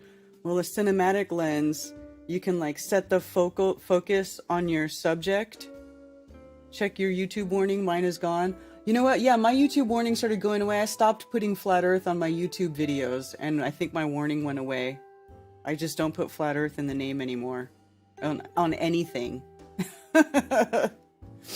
Interesting. But the so cinematic camera, so you'll set your, like, if you're taking if you're videoing two people talking, right, and you're like a certain zoom length away, with a cinematic lens, you can zoom in from far to close, and it won't change the focus. Like your subject will remain in focus. If that makes sense. Okay. Where, like, okay. if you use a regular lens and now I know what you're talking about. yeah, you set the focus, and then once you change the zoom, your focus is screwed. Right? So that's the difference, and that's why the cinematic lenses are more expensive. I remember because I saw something, you could do some cinematic effect by zooming and then getting closer. It like you get that like horror movie thing where the realization and you're like, oh, and everything zooms in. But yeah, like, yeah, you know what I mean. But I saw that. So yeah, I understand. Yeah. Interesting. So it has to be the shape of the lens and all that. Yeah, so there's probably more to it. It's crazy. Something inside. It's the way the focus works with the zoom. You know, it's just... Right, yeah. right. That's cool. You got to get that. I know. To, like, really take advantage of the camera, there's a few things that I need. I'm like, oh, that's so expensive. I just don't have that right now. I mean, I have lenses. I can record with it. I can do stuff with it now. But, like, I can't use the full potential of it yet. We'll just say it that way. Not yet. Not yet. Not yet. You'll make some nice movies. That'll be cool. Yes, I want to make some nice, fantastic. Some nice movies, some docs, some interviews, and you know, I want to make stuff that can be shared widely. That, you know, right. Right, the people aren't afraid to share it. Hey, you got to see this. Right. That aren't like other people's stuff that's been out so already. I'll just say that. Right. I mean, even just stepping up the quality of the video is a huge thing. I mean, the technology's there. A lot of us we just use phones, so that don't count. You don't get that kind of video. Oh, I know what you're talking about, Mark. The forever warning. It's gone? I didn't even check. Should have been gone. Let me see. Hey, my warning is gone. The YouTube class. I don't have any warnings on my channel in the dashboard anymore. Oh my goodness. I almost forgot what it looked like.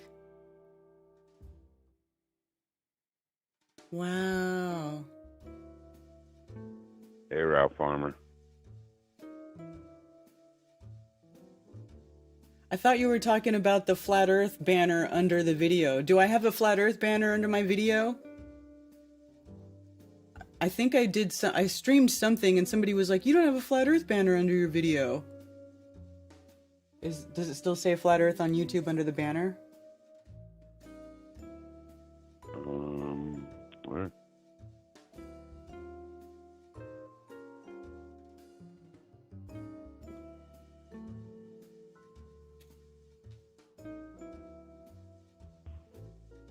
I don't know. I have a warning for doing a show on Evil DARPA. Yeah. What's the name of Zulu's channel? It's Zulu 1. Yep, the Zulu 1.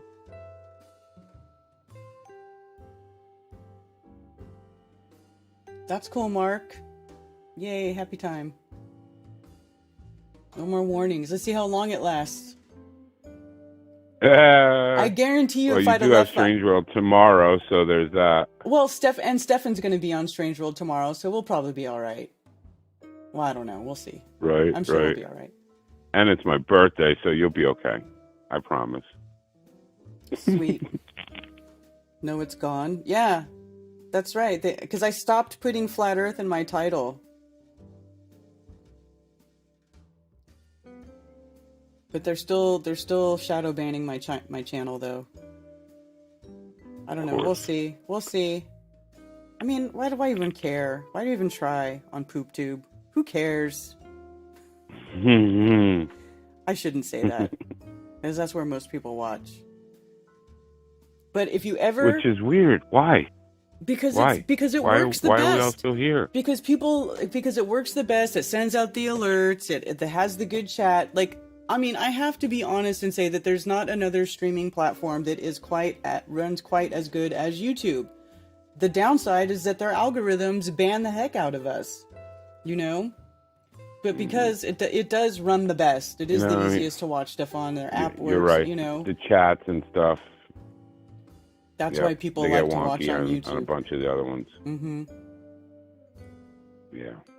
Yeah, that's true. But People, I mean, like I last guess we week- like easy and convenience. last week I had to delete episode 122. So anybody who's watching now and you're wondering what happened to last week's episode or if I did it, yes, I did it. I did a stream. I said a bunch of stuff I know I wasn't supposed to say, so I deleted it off of YouTube. It stays up on every other platform. So if you ever are looking for something that was here on YouTube or you thought should be here on YouTube, just go check the other platforms, because if, you know, YouTube, sometimes stuff, they'll either take it down or I'll have to take it down if I don't want to get another strike. And if you don't know where to go to find all those other links, you can go to flatearthfestivals.com and you click this Contact Karen B tab. And then here it has a link to all the other channels. So you can click on the Rumble logo and then it takes you to my Rumble channel where everything is. So here you see episode 122 is still here, but it's not on YouTube. And then also, I think it will also stay up on Facebook and X. Odyssey too. I don't know. Do you remember? Do Yeah, you but I have to go. Do you still have it linked to Odyssey?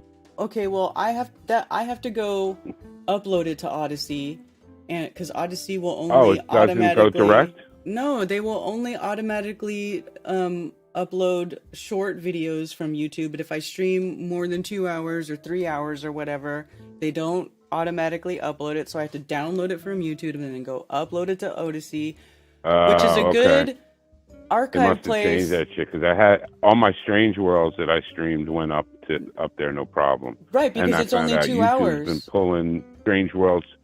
Right, Because it's only 2 hours. right. That's why. And but if you go longer, they won't do it. YouTube's been pulling my old Strange Worlds, like episode 135, 122, and they're like, "Oh, you're not getting a penalty or strike, but we removed this." I was like, "What is that? What is that?" Like I understand it's their platform, but what the fuck is that? We're not going to give you a penalty, but we don't like it, so we're taking it. Huh? Yeah. Like, why? Why? Yeah, and it's always been Strange Worlds that they took. Well, they took like a year of Strange Worlds off of YouTube. Right. Fucking ridiculous. One of the saddest And Rumble things for me is to watch a decline of doesn't free pull speech on anything. YouTube. Rockfin doesn't pull anything. No, So they those don't. are always there. Right. And they don't hassle you for anything you say. Like, I watched Witsit for 3.5, 4 hours the other night about the whole nanotechnology and all this stuff with Marburg and all these things. And there's no way he could have said any of that on YouTube. Right. They would have been like, "Nope, the stream is unavailable." What? Fuck that. Right. Yeah. I mean, I guess they don't market themselves as a true thing, an honest thing. They're I mean, hell, they have everything. All the shorts are TikTok. Like, did they partner with them? Like, that's what they're going to. Like, I mean, I put up shorts too, but it seems like everything in there is like directly from TikTok. Yeah, I freaking shows a hate little TikTok logo and everything. videos. I hate TikTok videos. Can I just say I hate them? I hate the shaky little blurry outline and the looking up everybody's fucking nose. Mm-hmm. Oh my god, I hate it. I hate it. Oh my god, you kill me. I fucking want to strangle motherfuckers that all do the green screen thing and they just sit there and they point up. And then they make that little face and shake their head. Video. It's like, what the fuck? Then, why are you even in this video? Yeah, why did you even ruin the video with your fucking ugly, stupid, shaking face? I know, I hate those. Oh my god, I hate those. I hate TikTok. I hate TikTok videos. Hate it. Oh, I hate those. They just point up. You look so stupid. You look so stupid. Mm-hmm. And they get millions of hits because there's millions of stupid fucking people. That's right. I'm talking to you, you stupid fucks. I don't think I'll reach millions of people though, but I tried.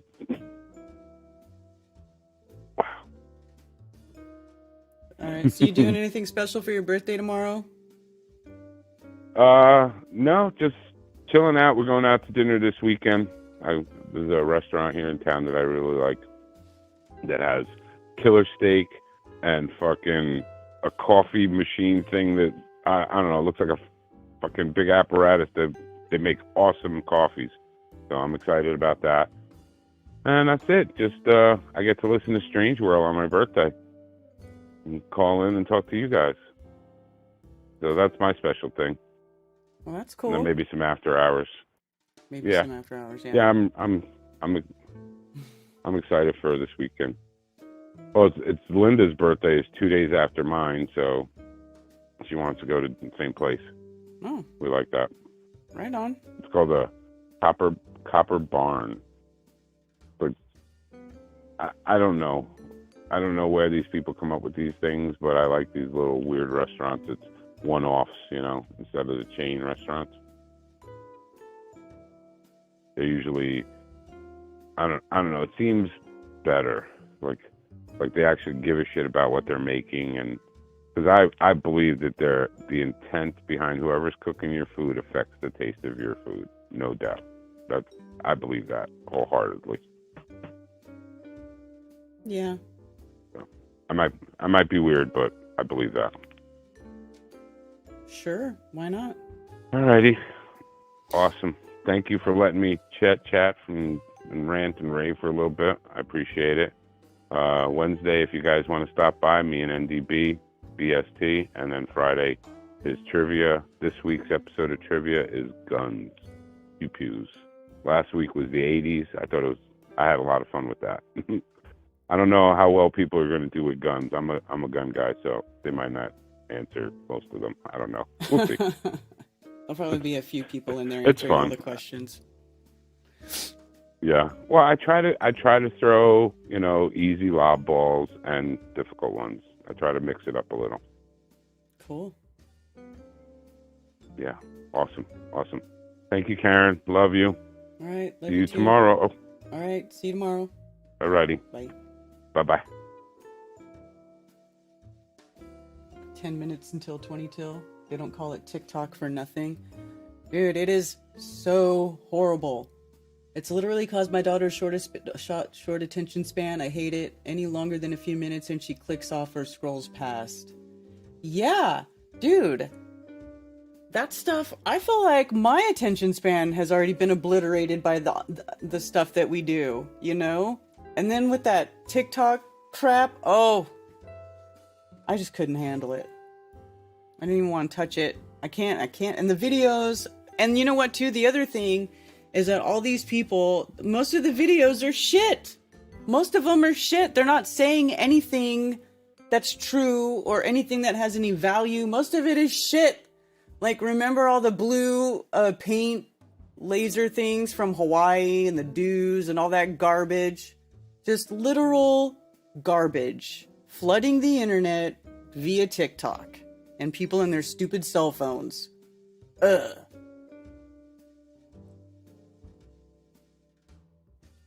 I don't even know how they make those videos, but I guess one of the Carolina schools removed the mirrors from the bathrooms to keep the students from making TikTok videos. So apparently, like however it's made, it involves a mirror. I don't know if that's true or not, but they had to remove the mirrors from the schools so that people would stop making those dumbass videos. Fake viral videos, exactly!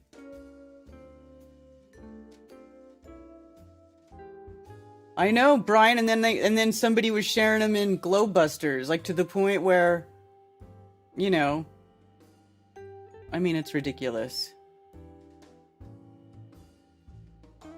Now there's screens everywhere, right? The little scrying mirror is everywhere.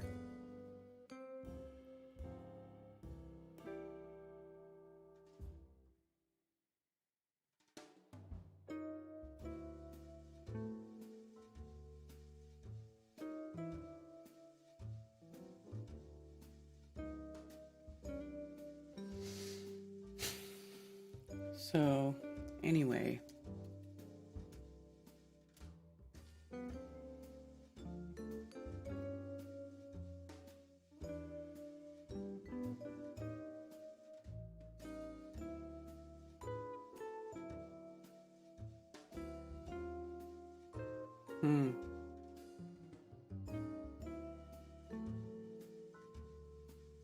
Wait, what?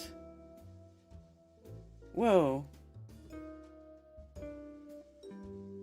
U.S. troops were killed. Washington, January 29th. The killing of 3 U.S. troops and wounding of dozens more on Sunday by Iran-backed militants is piling political pressure on President Joe Biden to deal a blow directly against Iran, a move he's been reluctant to do out of fear of igniting a broader war. Biden's response opinions could range anywhere from targeting Iranian forces outside to even inside Iran, or opting for a more cautious retaliatory attack solely against the Iran-backed militants responsible. American forces in the Middle East have been attacked more than 150 times by Iran-backed forces in Iraq, Syria, Jordan, and off the coast of Yemen since the Israel-Hamas war erupted in October. I don't even think it's fair to call it a war. Usually in a war, both sides have a military. Palestine has no military. They literally have no military.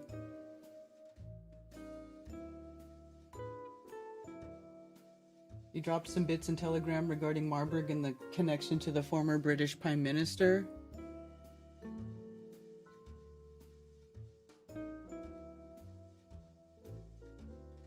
Marburg virus written by Stanley Johnson, the former British Prime Minister. Minister's father. Oh, Boris Johnson's father? Oh, that's interesting. Ugh. God, horrid-looking people, aren't they?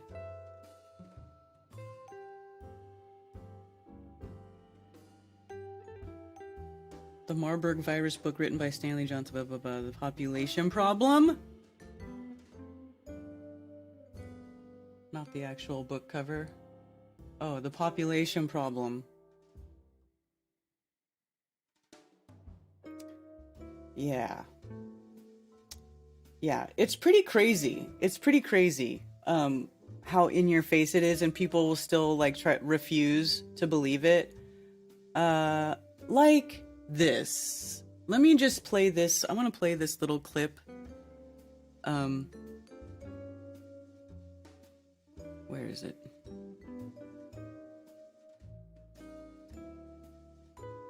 Did I share it in here?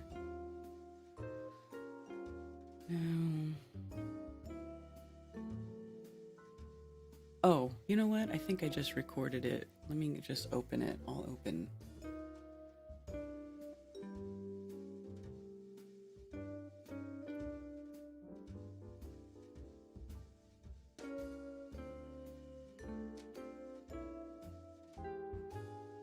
As soon as I find it.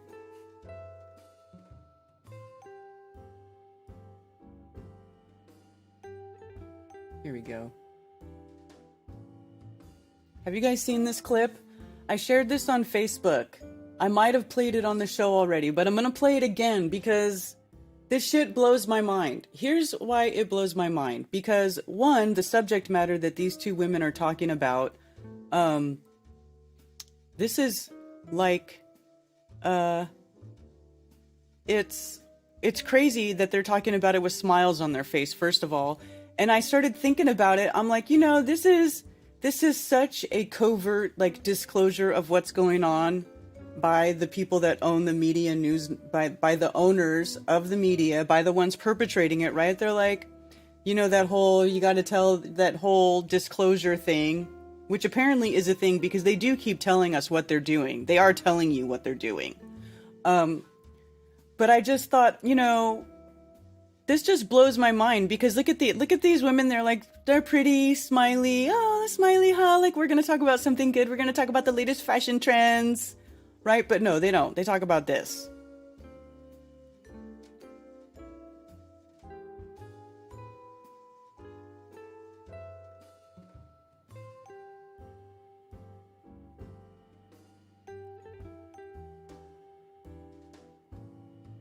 Wait, hold on. Did I do this wrong? Pfizer, really There creepy it is. organization, says that the trend is, quote, good for general overall. Birth rates are declining worldwide, with the average number of babies born in the most populated Hold on, countries why isn't this coming cut in out the right, my sound's not working right. Hold on. QuickTime Player. Should be coming out the stream, but it's not. What's up with that?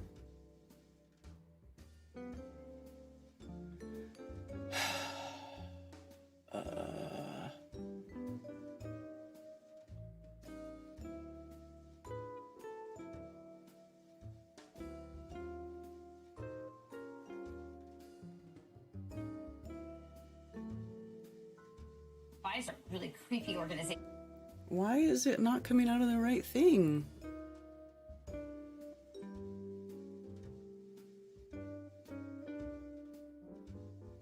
Just do it this way. Let's see if this works. Says that the trend is, quote, I don't understand why my sound's not working. You guys, oh, I'm so sorry. Hold on. Let me quit this and then bring it up again.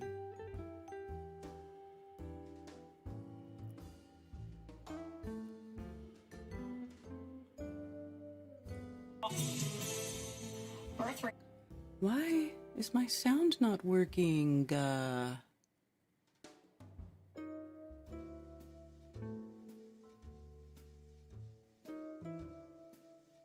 Rates are declining worldwide.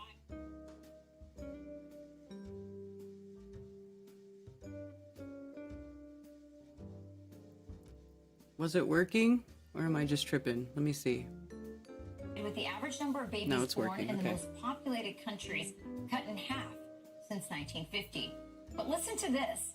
A World Economic Forum advisor, really creepy organization, says that the trend is, quote, good for general overall overconsumption, and that we have at the moment and for our planet. Emma Waters is a research associate at the Heritage Foundation, and she joins us now. Emma, what is going on here? Isn't the point of what we're doing here is to procreate and to keep humanity going?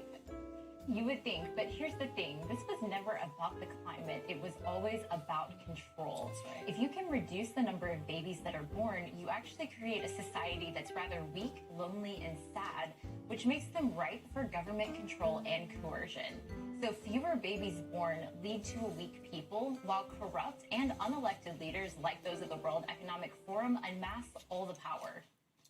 So I've often heard from, for example, Mark Morano, who we've had on here. I've asked him, what is all this climate, orthodoxy about, all this? He's said the same thing. He says population control. You say it's to control the people, but what are they afraid of at the World Economic Forum?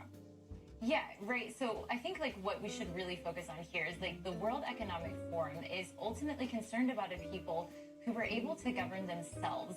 But when it comes to population, They're concerned about a people who are able to govern themselves. Do you hear what these women are saying with smiles on their faces like it's no big deal? Oh, the population, the birth rates have dropped by half. Oh, the WEF, a really creepy organization. What do they say? we've seen this before. The 1960s under John D. Rockefeller III also warned of the population crisis, but it turns out, like you mentioned, that birth rates were already declining. And today, birth rates are far below replacement level. And here's the thing, people actually fight for the climate when they have a stake in the future. But if you have a generation of people who are not having children, they're actually more likely to be wasteful and decadent, not good conservers of the world that they were given. So how can people fight back against this agenda? You know, number one, you should get married and have lots of kids and be part of a strong local community that actually supports the values that you have, not the values of these crazy organizations who really hate you and everything that you stand for. Yeah. Did you hear what she just said? Values of these crazy organizations who really hate you and everything that you stand for. With a smile on her face. They really hate you and everything that you stand for. Can you believe it? Like, when I watch this video trips me out so bad because of what they're saying, and they're saying it like so nonchalantly, like it's not a big deal. Yeah, great advice. Get married, have babies. Get married, have babies, right? Okay, well, how are you supposed to have babies when everybody's been given a thing that sterilizes them? Do you know what I'm saying? Like, I have to talk in code, so I don't have to delete another episode off of YouTube, you know? But it's like, and it blows my mind because they're having two women say this. Now, why is it two women? And why isn't it like, why isn't somebody else on Fox News? Why isn't it one of the main man anchors? Why isn't it a conversation between two men? Because men are the more authoritative voices, and men would be taken way more seriously if they were the ones delivering this message. And I hate that it's true, and I hate to say that because that's how this world works. The masculine energy is seen as the true authoritative energy, right? That's the authoritative energy. They're the ones telling you what you need to know, right? Much less people will listen to women than they will listen to men when they are being told something. This is true. Even amongst women, a lot of women don't listen to other women, right? So they've got two, you know, really feminine women with makeup and smiles, and they're just talking about it like, oh, oh, they hate you and everything you stand for. You know, birth rates are cut by half. It's not about the climate, it's about control, right? Like, how many people do you think are even going to listen to what they're saying, or that they're even going to take it seriously? It's a said in passing. This video is like, it's like a minute and a half or a minute and 40 seconds long, right? From the beginning of where they start talking about it to when they finish. But it's like, to me, it's just like, it's just another form of disclosure. Like, they're telling you what they've done, they're telling you what they're doing, and they're telling you, you know, what you can do to get around it. But are people going to listen? Is anybody going to get this message? Hell no. This is just like in passing on Fox News, them telling you that the WF hates you and everything you stand for, and that they are reducing the population, and that it's about control, and that's it. Have a nice day. Get married. Have babies. Like, it just blows my mind.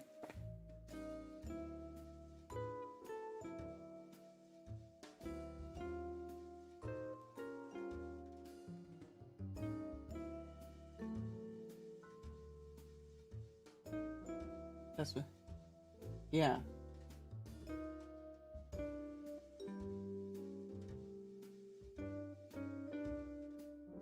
I have 3 children, and yes, good. Thank you, Jose, for having children. Yes, that's why that's why it's good. All these people having babies, like, you should have babies.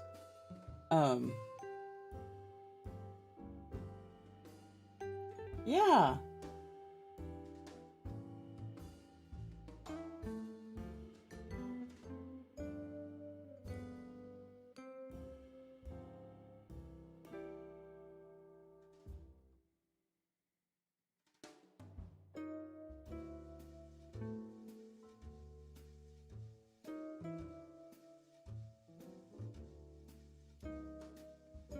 Who's Joe Cool? You know, I just don't like promoting people if I don't know what you're all about. Because too many people, you know, they act like they're all fine and dandy, and then you watch their videos and you're like, yeah, this person sucks. Not that you suck. I just don't know you. All you ladies out there need to get barefoot and pregnant.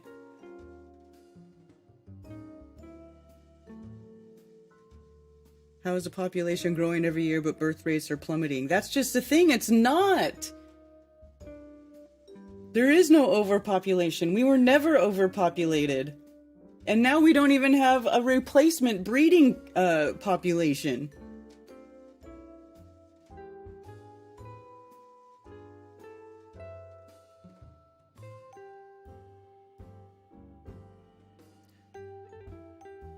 The most important job in the world is raising children. I like to say children. Goats have kids. Humans have children. And also homeschool your children, at least up into junior high, at least until, at least until they get to at least up until junior high or high school, right?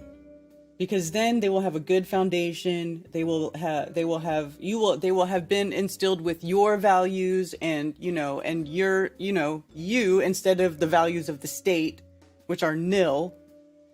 Right? They won't be programmed into, boys can have whatever, penises and girls, blah, blah, blah. It's like, you just want, as long as for the younger part of them, you want to make sure that you homeschool them for yourself, up until that preteen age, at the very least, and you have to be the judge of it too, as a parent, whether you think your child is mature enough to move on, to go into public school and not be swayed or influenced improperly by whatever could be being taught there, that they can maintain the sort of family values that you have instilled in them. And then, you can let them go out into the world. I mean, think about it. I don't think historically humans sent their children out into the world without them at such young ages. I don't think that just doesn't seem normal. And don't let people tell you that your children are going to turn out weird because they haven't been socialized with a bunch of other shitty little snot-nosed brats who are raised by NPC parents who do think that it's okay for little girls to cut their tits off and for boys to cut their wiener off. You know what I'm saying? Don't worry about your child being socialized. They can socialize with you and the people that you choose to bring around your children, because you're going to make better choices of who's going to be around to influence your child's mind than the freaking state is, Don't believe these lies. Yeah, I can see that your name is Joe Cool. I just have no idea who you are or what you do.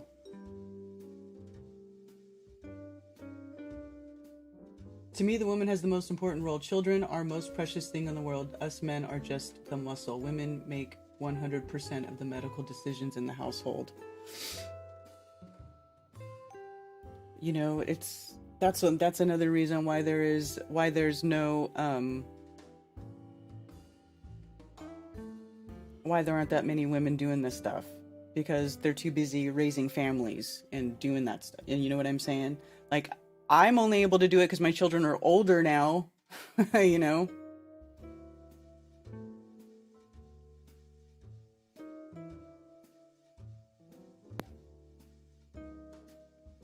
Kindergarten cop.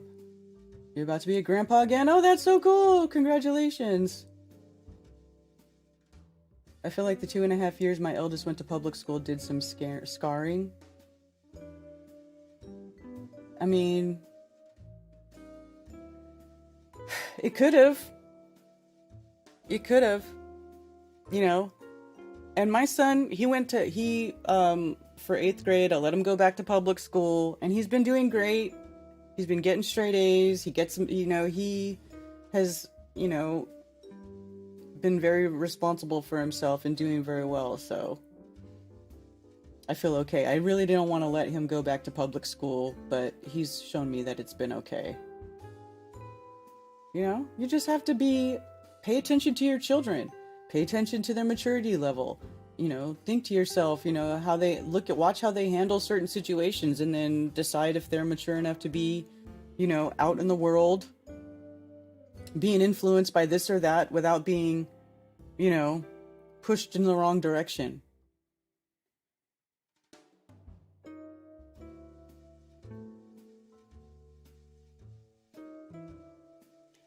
What is weird anyway? Define weird. My daughter thinks she's weird for listening to jazz singer Michael Franks in private. Hey, you know what? I love jazz. She shouldn't feel weird for listening to jazz, that's for sure. What is weird anyway? I know. Then the other thing I say is like, who wants to be normal? It's better to be weird than normal. But of course, the joke is that normal people get put into the state system all the time, right?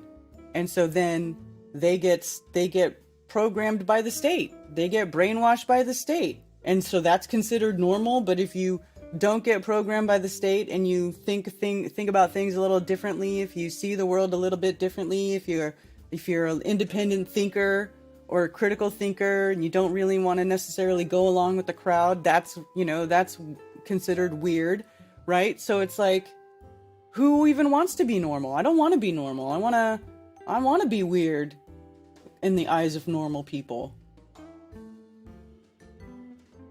Oh my God, Tommy.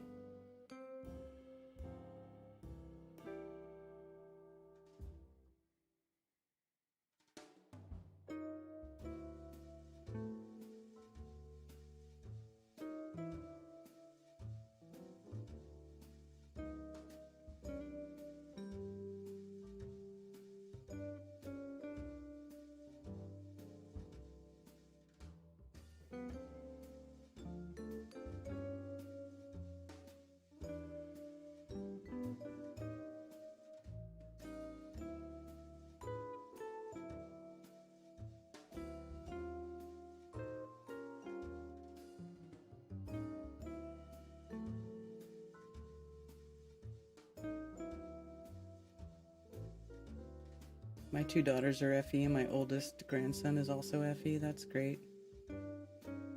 Popsicle Toes. Is that Michael Franks? Does he sing Popsicle Toes?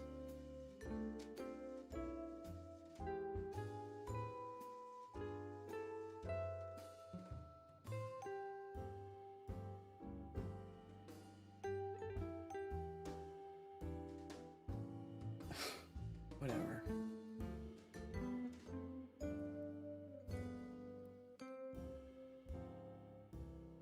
Jaron is the leader and Mark Sargent enjoys CIA burgers. I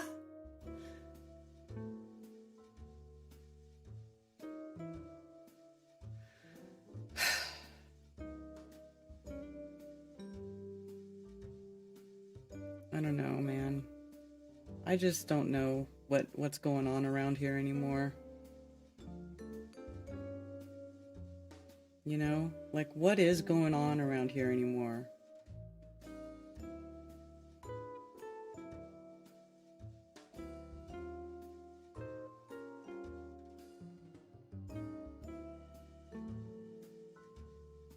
Any established school?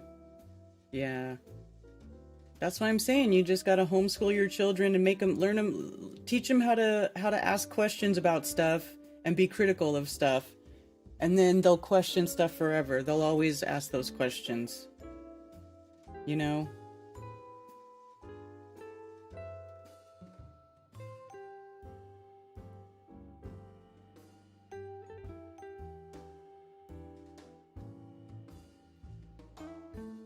I think children who get bad grades in school are oppressed free thinkers, says Aronisha. That's possible. You know, I did not get very good grades in school. I didn't care about school. I freaking hated school, to be honest with you. I hated it. I hated it. And when I left high school, you know, I talked about this the other day. Like, I left school and I never went back. I never went back to visit. I didn't want to go back and see my old teachers. I didn't want to see anybody. I wanted to get the F out of there and never come back. And that is exactly what I did.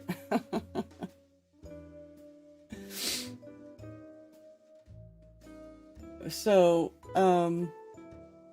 hail, Ben.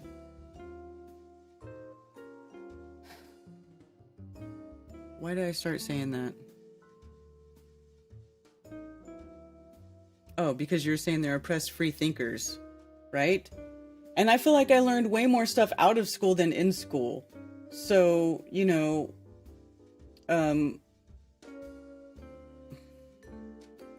so while it's hard, at one point, I don't want to send my children to public school, but then, you know, I feel like he knows enough and he's smart enough, because he got to the point where he was teaching me stuff about history and everything, so I felt like it was okay. But yeah, oppressed free thinker. I hated school, and I graduated with a very poor GPA, And but I don't feel like I'm an idiot. Where did you go to high school? I went to high school in Redwood City, California. I went to school in Redwood City.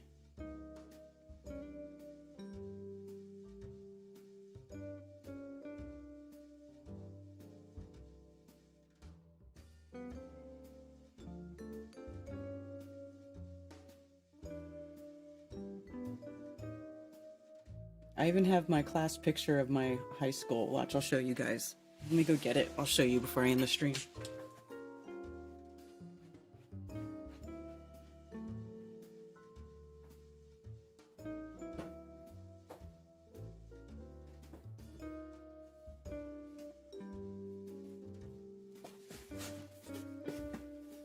Look at this. This is hilarious. You guys are going to think this is funny.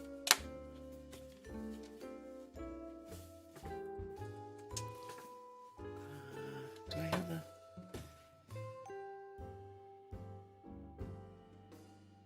Cam only. Here we go. Look at this. This is my graduating class. You guys see that? That's a big old school, man. There's a bunch of people in that school.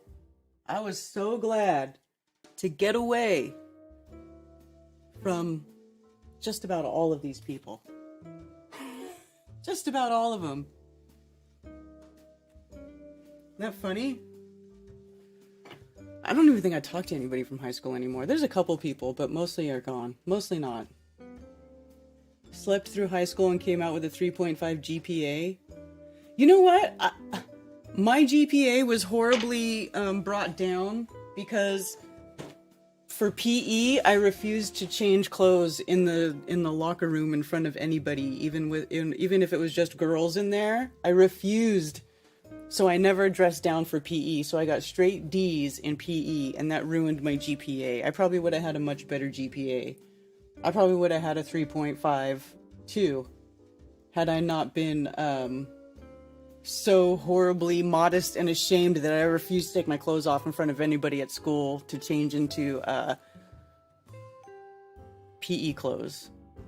And then my other friends were like, I just wear the PE clothes under my clothes. I probably should have done that, but I didn't do that. I was just like, I'm not changing for PE. Screw you. And so every day they would mark you down because you didn't change your clothes, even though you were participated. Like, it's the fucking stupidest shit ever.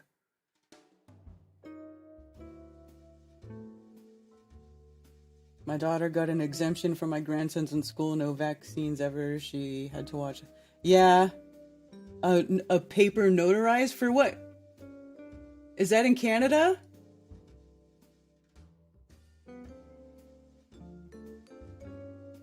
I definitely was not.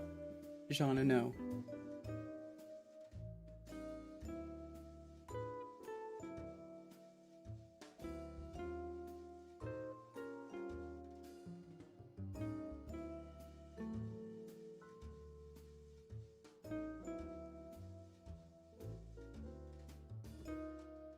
Right, there was like, I think there was almost 2,000 students in my school.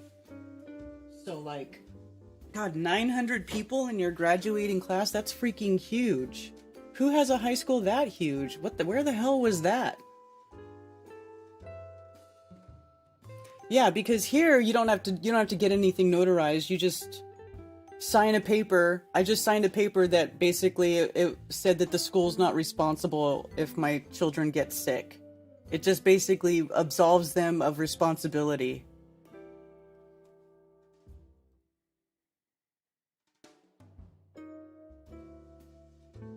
My degree is biological sciences, specializing in psychology. So what do you do with that, Catherine? What do you do with a degree like that? Oh, Chicago? I was gonna say, so you definitely weren't living in Alaska at that time, because there's no way any Alaska high school has that kind of numbers.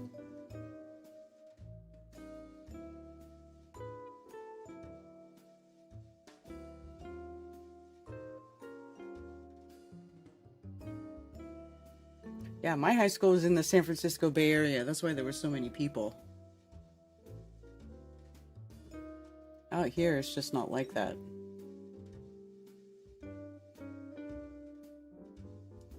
No country is safe.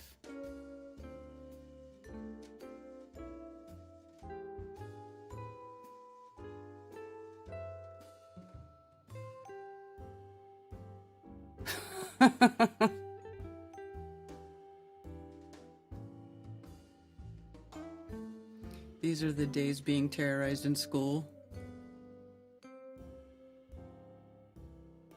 Hello, Sally.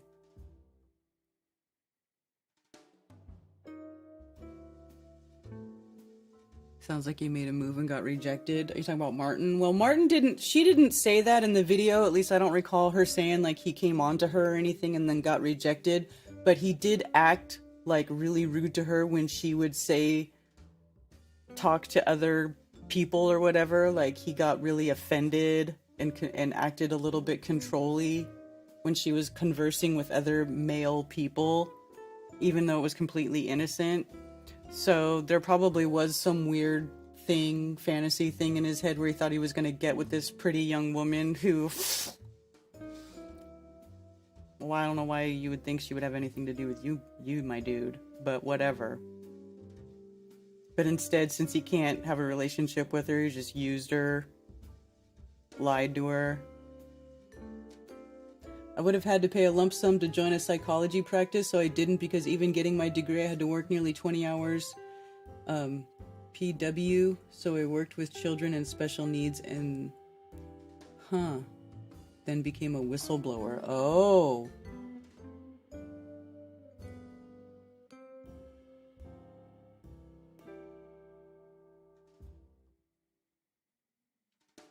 Dude, Dr. Bass Ackwards, that's crazy.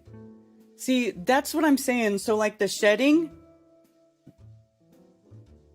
is a thing because your body expels toxins. And so where are those toxins going? Out into the environment. That's crazy.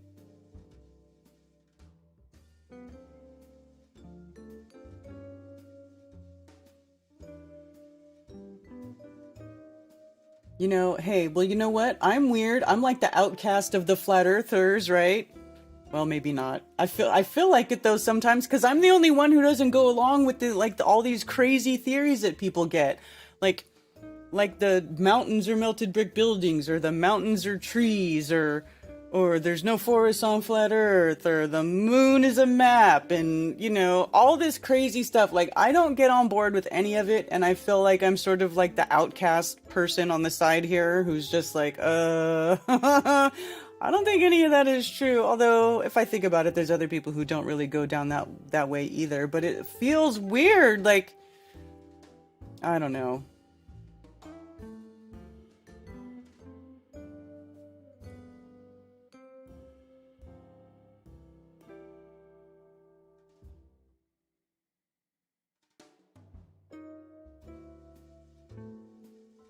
Kidnapped and brought to the USA at some point to put me in school. My grades clearly said that I did not pass 10th grade, but school ignored it and put me in 11th grade. I was so lost. Oof.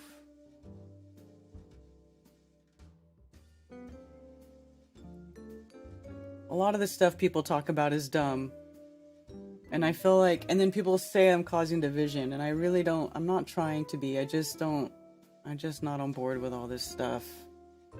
I just don't think there's anything interesting about it.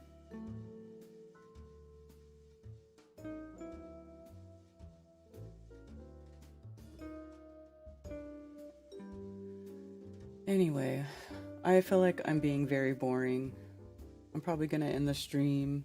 Should I end the stream? I feel like I'm being very, very, very, very boring.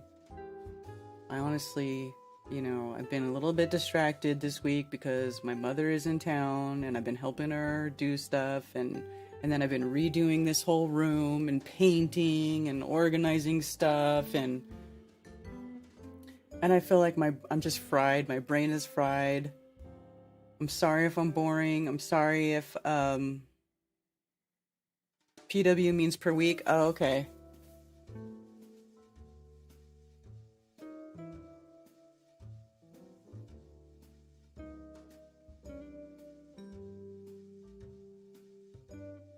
I think the moon map is interesting but hard to say for certain. I made a video about it.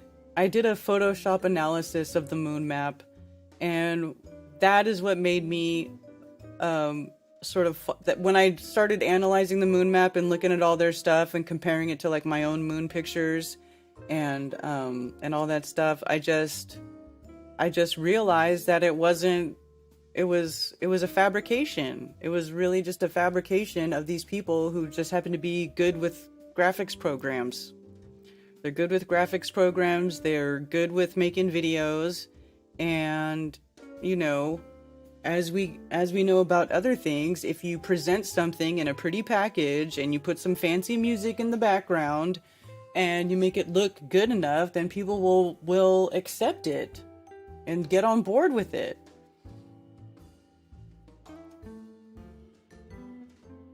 Least boring Karen ever.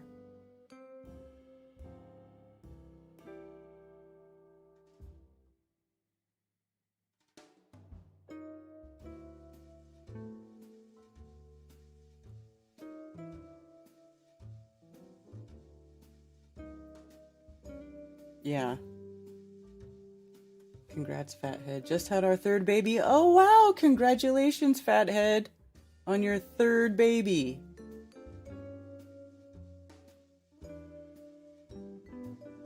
Vibes of Cosmos has published 5 books on it. I know, right? It's crazy.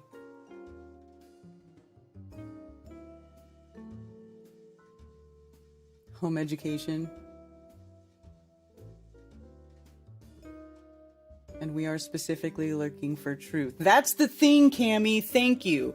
We are specifically looking for truth. And so many people are pushing their fantasy stories like they're true, but they're not. They have no proof. And a lot of them don't even make sense in reality. Like people saying that mountains are trees. No. No. Just no. Just no. It doesn't make any sense. Okay. We know what, and it kills me because people will sit there and argue with me on Facebook. They're like, but Karen, trees can become rocks. They can become petrified. So are you going to deny that? Well, no, but that's the point. We know what petrified wood is. We know how to positively identify petrified wood. We know what it looks like. Okay. So to just say something is petrified wood when it has absolutely no properties and no attributes and is nothing like any other petrified wood that has ever known to exist on the face of the plane ever, well, then maybe it's not petrified wood. And what really gets me is these people who say, oh, there was silicon-based life. No. Silicon does not make as many bonds with other molecules to support the long string of chains of connections that are needed to create a sentient life forms, okay?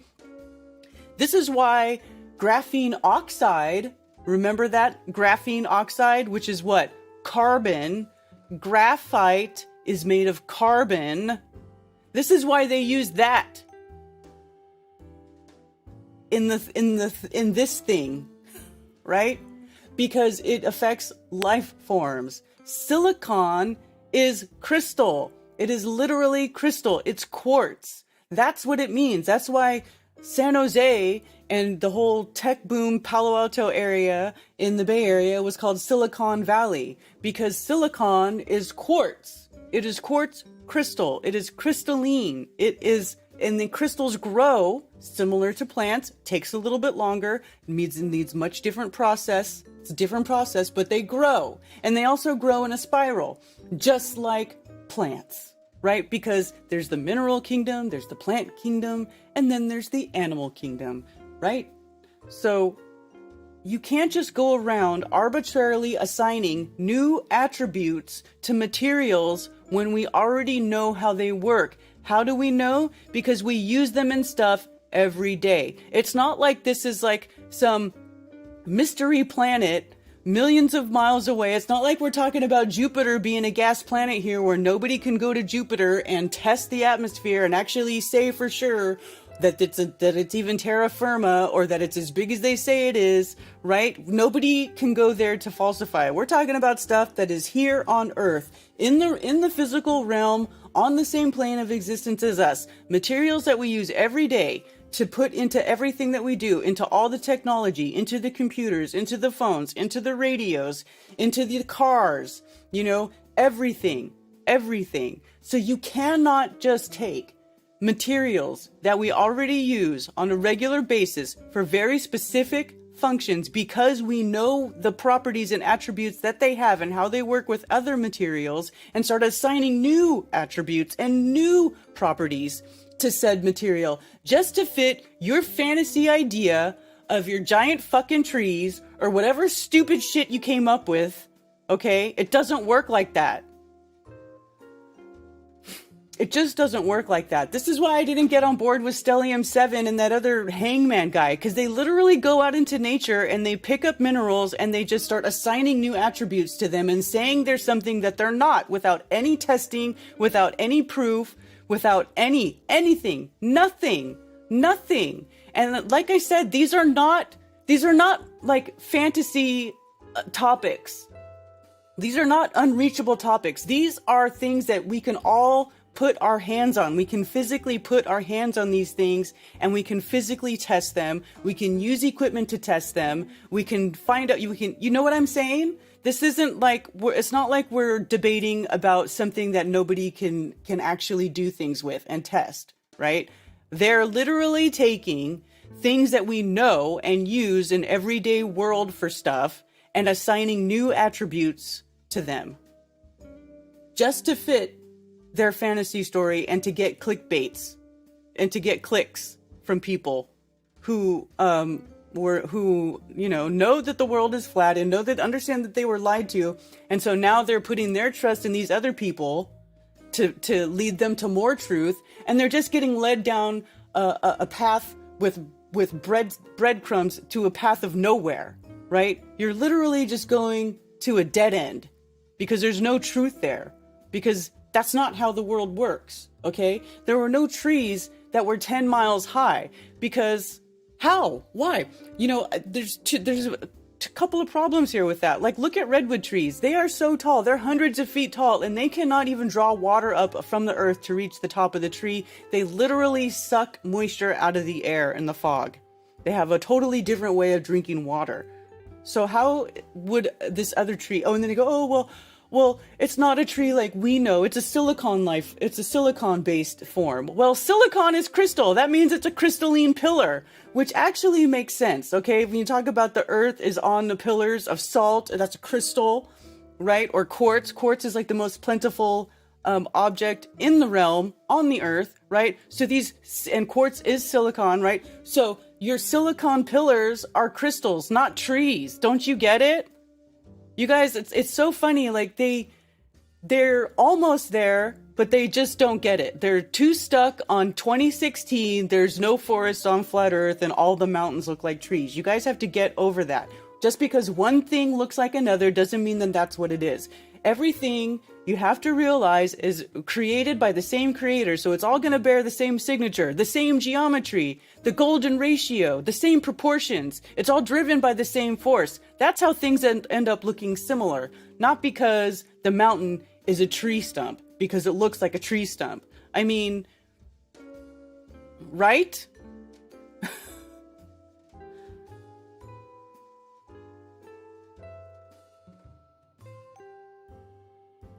30,000-foot trees would only be 6 me until 10 miles would really be silly. Oh, because 5 miles and 6 miles is acceptable. Is acceptable?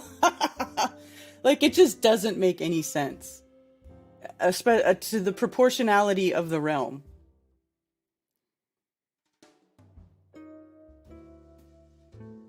Right? Well, see, but mountains are made from dirt and dirt is made from trees.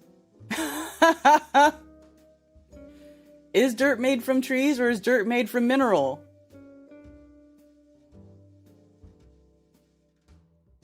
The minerals feed the trees.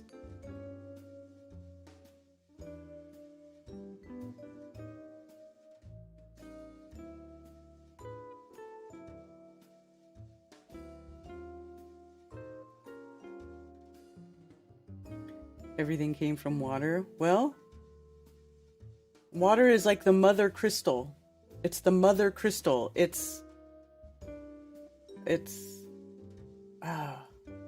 I don't know how to explain it, but it's like, water is a liquid crystal. None of the other crystals form without there being a slurry, right? A supersaturated crystal slurry.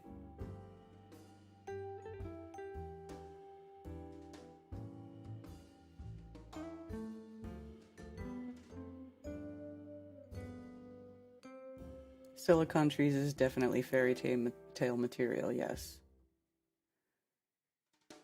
Because crystals grow from rock, stalactites and stalagmites, water is contained within crystals. Could be pure at the north. I was an arborist and a civil culturist for years, and I don't see how 5 Mile trees are possible in any fantasy. That's right, it's not. And then they say that I was arguing with people on Facebook because they were all talking about how there was a root system found under Devil's Tower. No, there wasn't. No, there was not. There was never a root system found under any of these places. It would be so obvious. I mean, have you seen how the roots of a tree grow? How they infest everything in a 360 degrees around the tree? I mean, if there were really trees that big, we would never be able to dig anywhere without finding tree roots.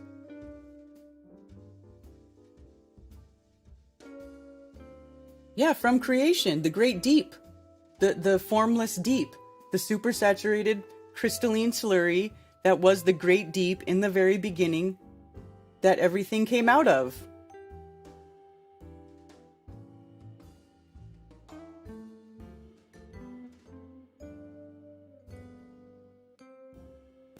Bible implies that water was here with God's face above it. Yeah, and the face of the creator of Elohim was above the deep. Yes.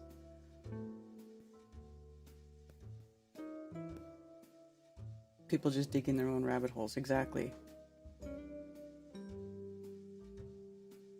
There'd still be wood in the middle untouched by time. It just doesn't make sense. It doesn't make sense. And then people, and they keep...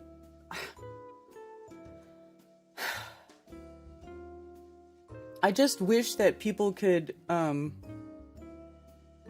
I don't know what I wish. I'm just gonna shut the fuck up.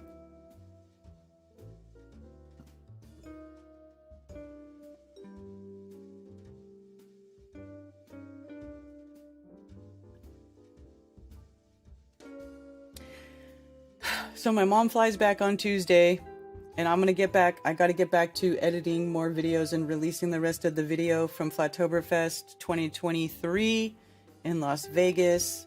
I am sorry, I still have not finished releasing the video. I am so sorry, but it just gets overwhelming. There's so much to do all the time. Melted buildings are actually giant trees that turned into mountains. It's obvious when you stare at AI pictures for 6 hours straight. Cody Bocephus, that's freaking hilarious. I do believe the Appalachian mountains are felled trees. The rocks look just like a rotted tree by my house. Yeah, but here's the thing. That doesn't mean it's a tree. I mean, I have rocks, parts that look similar to that too, but I understand that it's not a tree. It's a rock. It's a crystal. Crystals are fractal too. They can grow to be of enormous sizes. That's like these pyramid mountains that are on every continent. An octahedron is a natural crystalline form. Plenty of crystals grow in that form on their own without being influenced by man in any way, shape, or form in the perfect geometry of a pyramid, and they're fractal. So it makes perfect sense that if you find a small pyramid-shaped stone, you could find a giant pyramid-shaped stone, and that they would be on every continent because all the continents have minerals and whatnot. Like, it just makes sense. It's so simple. It is so beautifully simple. There is no fantasy story needed. Everything is right here. And it's like so... What do I say? Everything's right here. You don't need to add anything. You just have to understand the creation. Just understand it, how it works, the autonomy of it, the divine spark that drives everything, that causes these things to grow into the form that they're meant to be.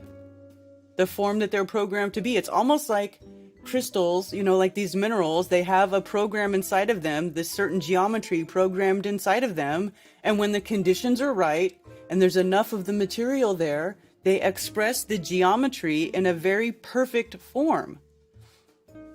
And that is the beauty of this place. There is no crazy story needed. It just happens. Because that's the way the place was made to work. It just happens. You know? You don't, there is no mystery. The mystery is there's no mystery, right? It all just, it's here. Anyway, oh, I have a call. Let me answer this call. Thank you for calling Coffee Talk. You're on with Karen B. Hey, Karen, will you help me in my fight against retardation? I'll do my best. and against fantasy. No, I've been meaning to ask you about this for some time now.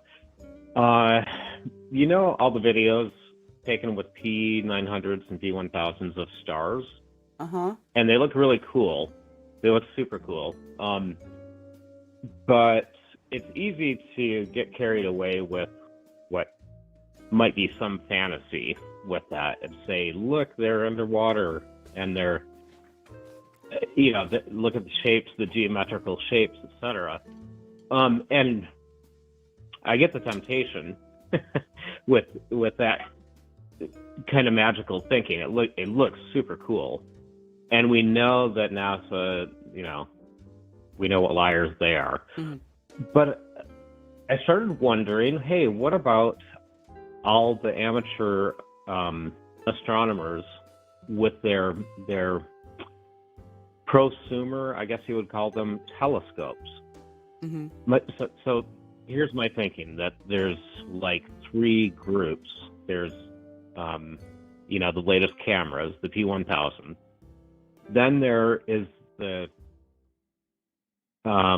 somewhat cheap telescopes. And then you've got observatories.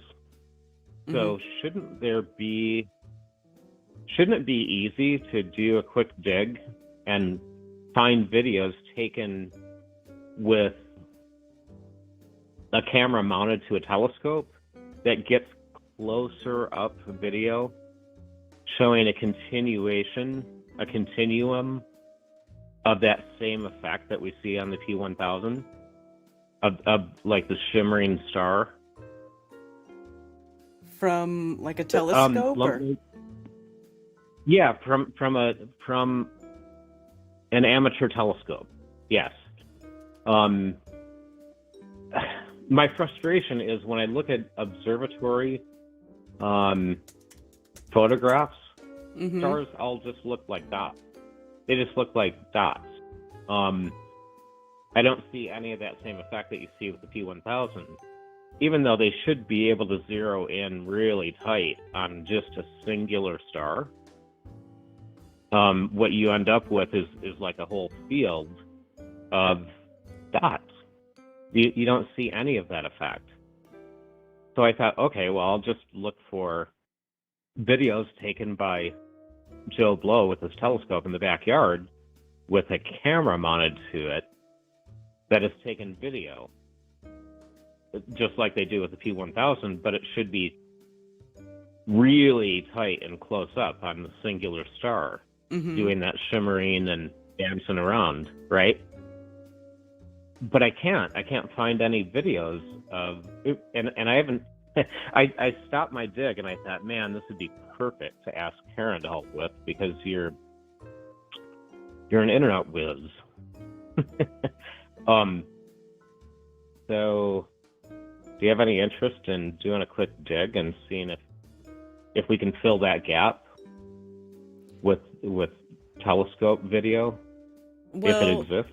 There's one channel that I know of that does a lot of telescope work, and it's called Take Back Space on YouTube, Take Back Space TV.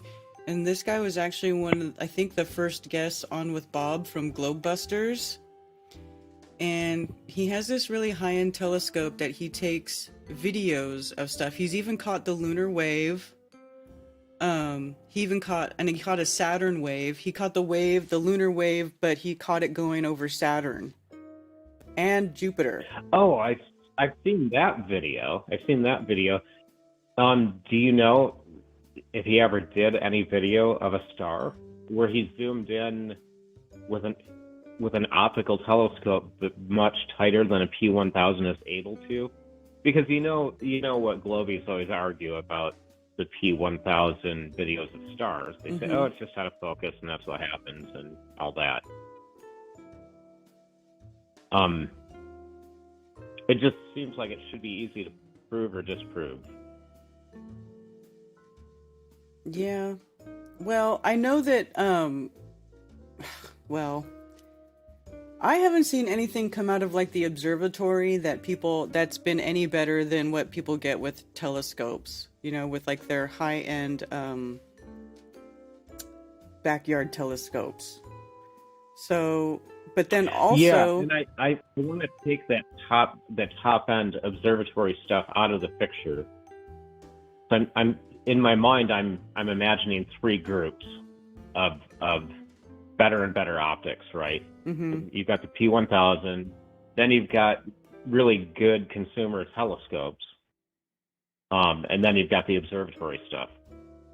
So let's take the institutions out of it, and I was just trying to find people like that guy that you were just talking about. That's just a guy, telescope in his backyard. Oh, here we go. He's got Sirius in 4K. Sirius is a star. Mostly he looks at planets, right, and the moon, but he does have Sirius in 4K. So here it is. And it looks pretty much the same as it does in the P900 or the P1000. They just look all flashy. They look like little... That's what they look like. And does he say that how much more magnification it has compared to, say, a P1000? Well, I know he's got a pretty decent sized scope. Let me see if it says on here. Yeah, I knew you'd be the right person to go to. Okay, cool. I'm looking at it now. I've got a little bit of a delay, but I see it now. Yes, this is exactly what I was trying to find. So... I think he's either got like an 8 or 10 inch scope that he uses. It's a pretty decent scope, and then he takes high end video, like 4K video. Yeah, 4K is resolution. I'm wondering about the magnification. If the magnification is way more than... Well, it says 3x Barlow zoom, Sony A6300 highest quality. So I don't know what 3x Barlow zoom means. I don't either, but I'll look it up after the show.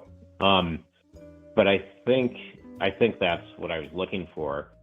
The stars continue to do that. So I would think if you go to the next class where they're using optical zoom. Barlow, here one sec. Barlow is an eyepiece and magnifier that you put on telescopes. So he's got a Barlow that's magnifying what the telescope sees by 3x.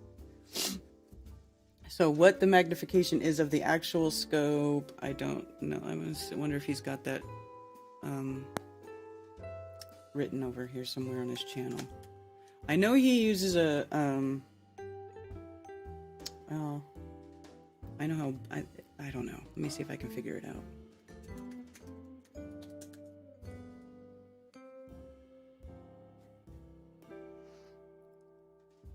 Let's see. Doesn't have his scope listed that I can see. If I just dig around on his channel, I bet I'd eventually find. You might. You can go to maybe go into some of his live. Oh, Celestron Nexstar 11-inch SE. That's the scope he's got. So I can search that and see.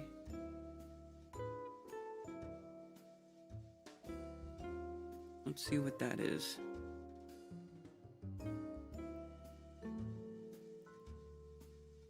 Now I found one video where a guy was talking about bringing his backyard telescope into proper focus and collimation. And he started by purposely putting it out of focus, and he was getting the weird concentric circles on a star, and he was getting the cross that you sometimes see on a star. Mm-hmm. And it was because of his telescope being out of focus or with the collimation. So I then understood why some people argue, oh, you guys are just out of focus. That's why you see the patterns. Well, which I thought was that they do take pictures of stars out of focus, but the trippy part about that is, even though the stars are out of focus, even out of focus, each star has its own visual signature. Like you'll see, there's one star that it even has it puts a cross, and there's a hole in the middle when it's out of focus. And I can't remember if that's Sirius or if it's like some other star, but each of these stars, when they're out of focus, it's actually easier to tell them apart than when they're in focus, because out of focus, that signature changes very specifically between each star, which is sort of a trippy phenomenon, but that really is a thing. That is strange. It's yes, that pattern you're making with your hand. That's what the guy was showing with his telescope, and then he was able to use that to fix his collimation and to fix his telescope focus, and that effect did go away on that star. But I see what you're saying. If that was just the case with the P1000, why would it change star to star? That's right, because every star has its own frequency. That's why, because they each have their own geometry. Yeah, and this is what I open the conversation with. I want to believe that. I do, because I know what liars they are at NASA, obviously. But it's also why I didn't want to start this investigation with looking at observatory stuff either, because who knows? Yeah, but this is a huge lead you've given me. I'm going to check this guy's channel out and his videos. Yeah, I can't find what the magnification is. Let me see if it 280 millimeter. Oh, that'll do it. Yeah, 11 that'll inch, do it, because 280 millimeter. That's how. Yeah, that pertains to how much it's able to zoom in, basically, right? Mm-hmm. It's like I many years ago, I had a telephoto lens that was 600 millimeter, and it took amazing pictures of the moon.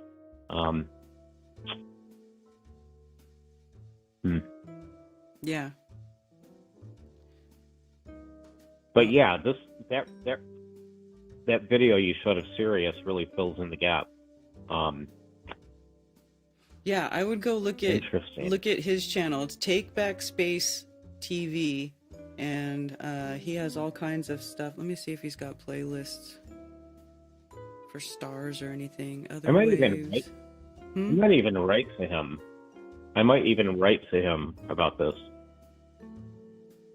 Yeah. He's not a flat earther though, and he kind of flat earthers always go talk to him though, but I don't think he's like fully on board with flat earth, but he definitely is like down with electric universe and things aren't what we're told. But I'm not 100. I don't think he's a guy before I was a flat earther. What's that? Before I was fully on board. I was all about the electric universe before I was fully a flat earther. Yeah, right. And now I'm kind of both, actually. Possibly both. I don't know.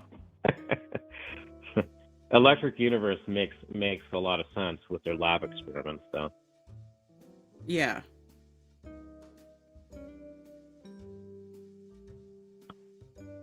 Yeah, okay, so here's another video he's got called Captain of the Stars Tour of the Sky HD. So he's got different stars on here that he took video of.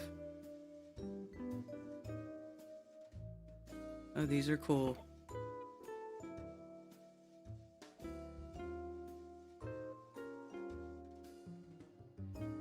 And then Betelgeuse. Betelgeuse is the bright red star, or it looks red when you're looking at it in the sky. That's part of Orion. So that's pretty cool. He's got that in there. Yeah, so yeah, I would go look around in his channel. That's probably going to be the best place. That's awesome. There, he's got one. He's got that star out of focus right there. Oh, trippy. Yeah.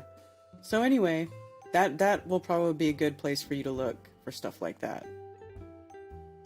Very cool. Okay. Thank you, ma'am. You're welcome. Talk to you soon. All right. Thanks for calling. Okay. Bye.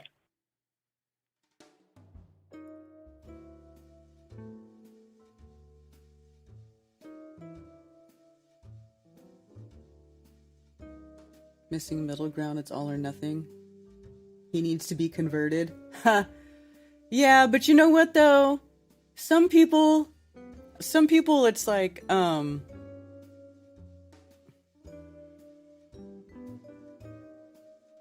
some people, they just don't need to be converted. I've run across a few people like that. It's rare, where they're not really 100% on with flat Earth. They're not 100% on with the globe. They don't really seem to be concerned about it either way, because they're just looking at other stuff, but they're open-minded and they're not critical of it. And I think that's kind of where this guy falls. I could be wrong, but you know, in his live chats and stuff, it's been a while since I've been in any of his live streams. Like sometimes he'll live stream 4K video of the moon, and you can be in there chatting, and he plays like music, like he makes original music and plays music and stuff. It's actually pretty cool. So maybe he'll be on board with flat Earth at some point. Maybe he won't. But what I can say is that it's a really good channel for getting raw telescope footage, right, of these objects without, and you know he's not altering it. He doesn't do the stacking where he tries to make it look all pretty, you know, to get the clear, you know, he's showing you the objects as they are. So I find that to be pretty cool. Chris is a perfect example of that. Yeah. Okay, good. And he's in Florida.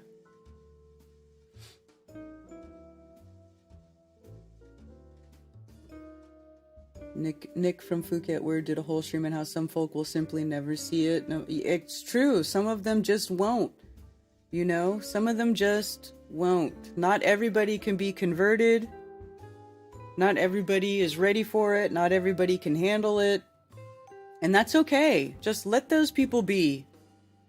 Let those people be. Anybody who really wants to find the truth and who really cares about it will find it. Everything will happen just as the way it's supposed to happen. There's no need to be forcing anybody's hand. Like, I felt like that at first. I felt like everybody needed to know. And I figured out pretty quickly that no. No, they don't. Not only do they not need to know, they don't want to know. And it can only in certain situations, it will just make things worse.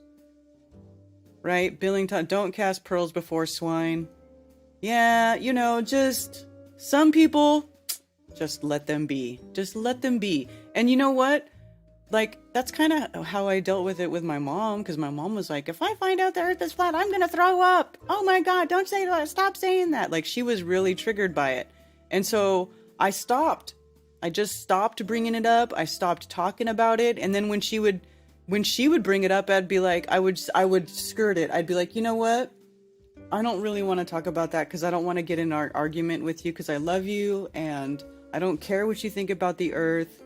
I just don't want to argue. So how about we just don't talk about that? That's how I went about it. And then it was like, after that, the tension was gone. There was no more pressure. Then it was just like, whatever. Then it was, then like as time went on, then it became a thing where it was like we're able to talk about it and it not be a point of contention. You know, you really got to let that shit go.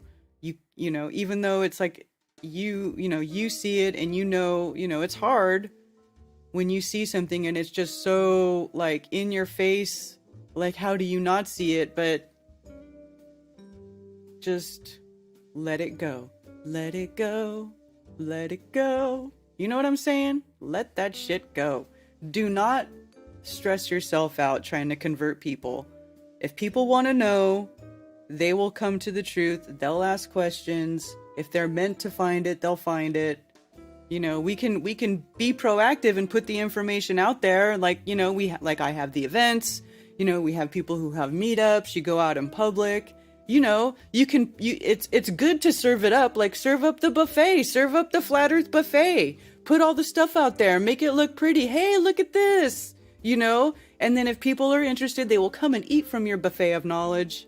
You know, they'll eat from the buffet. Their minds will be blown and their lives will be changed forever. If people don't want to eat, just whatever. Let them move on.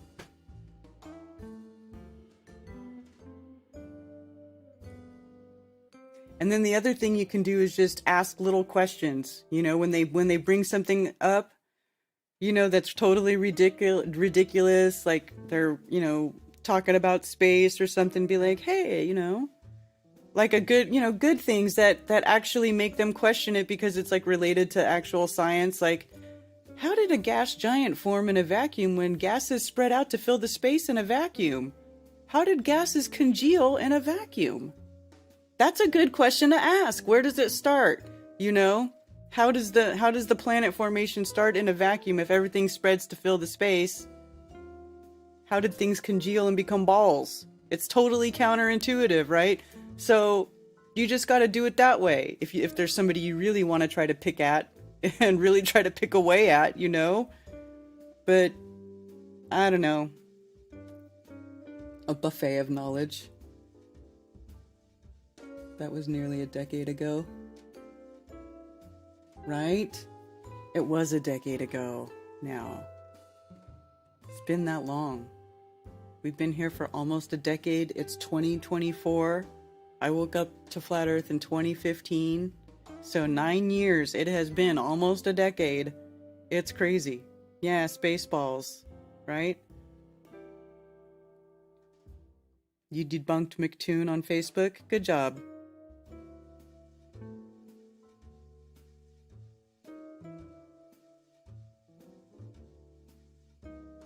What shape is the mustard seed? Round.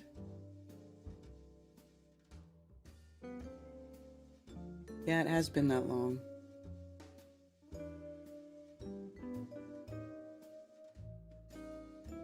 It's pretty crazy, right?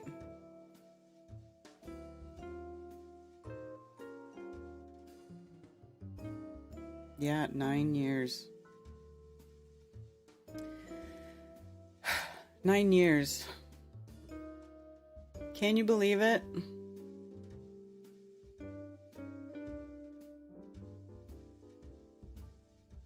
Oh my god, you guys. Robot dinosaurs unleashed in wild experiment. What is this?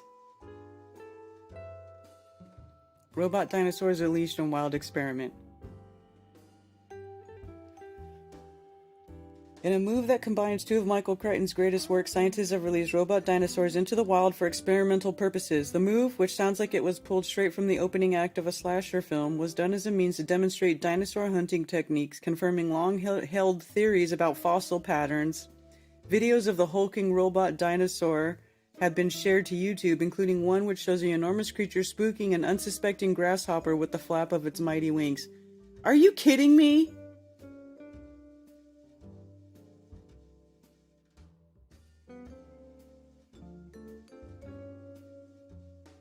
They put this fucking robot in the wild to try to observe dinosaur hunting patterns? Sweet Jesus, globalists do some stupid shit. Believing in the globe is bad for your brain. Holy smokes. Talk about a waste of fucking time and money.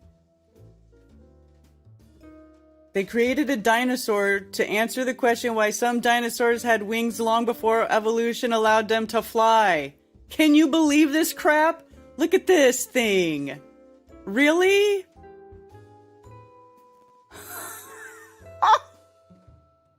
Fuck. Come on. Is that for real? Who thought this was a good idea?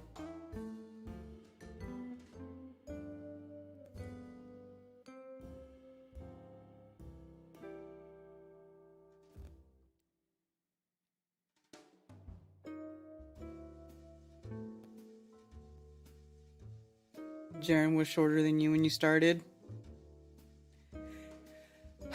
Yeah.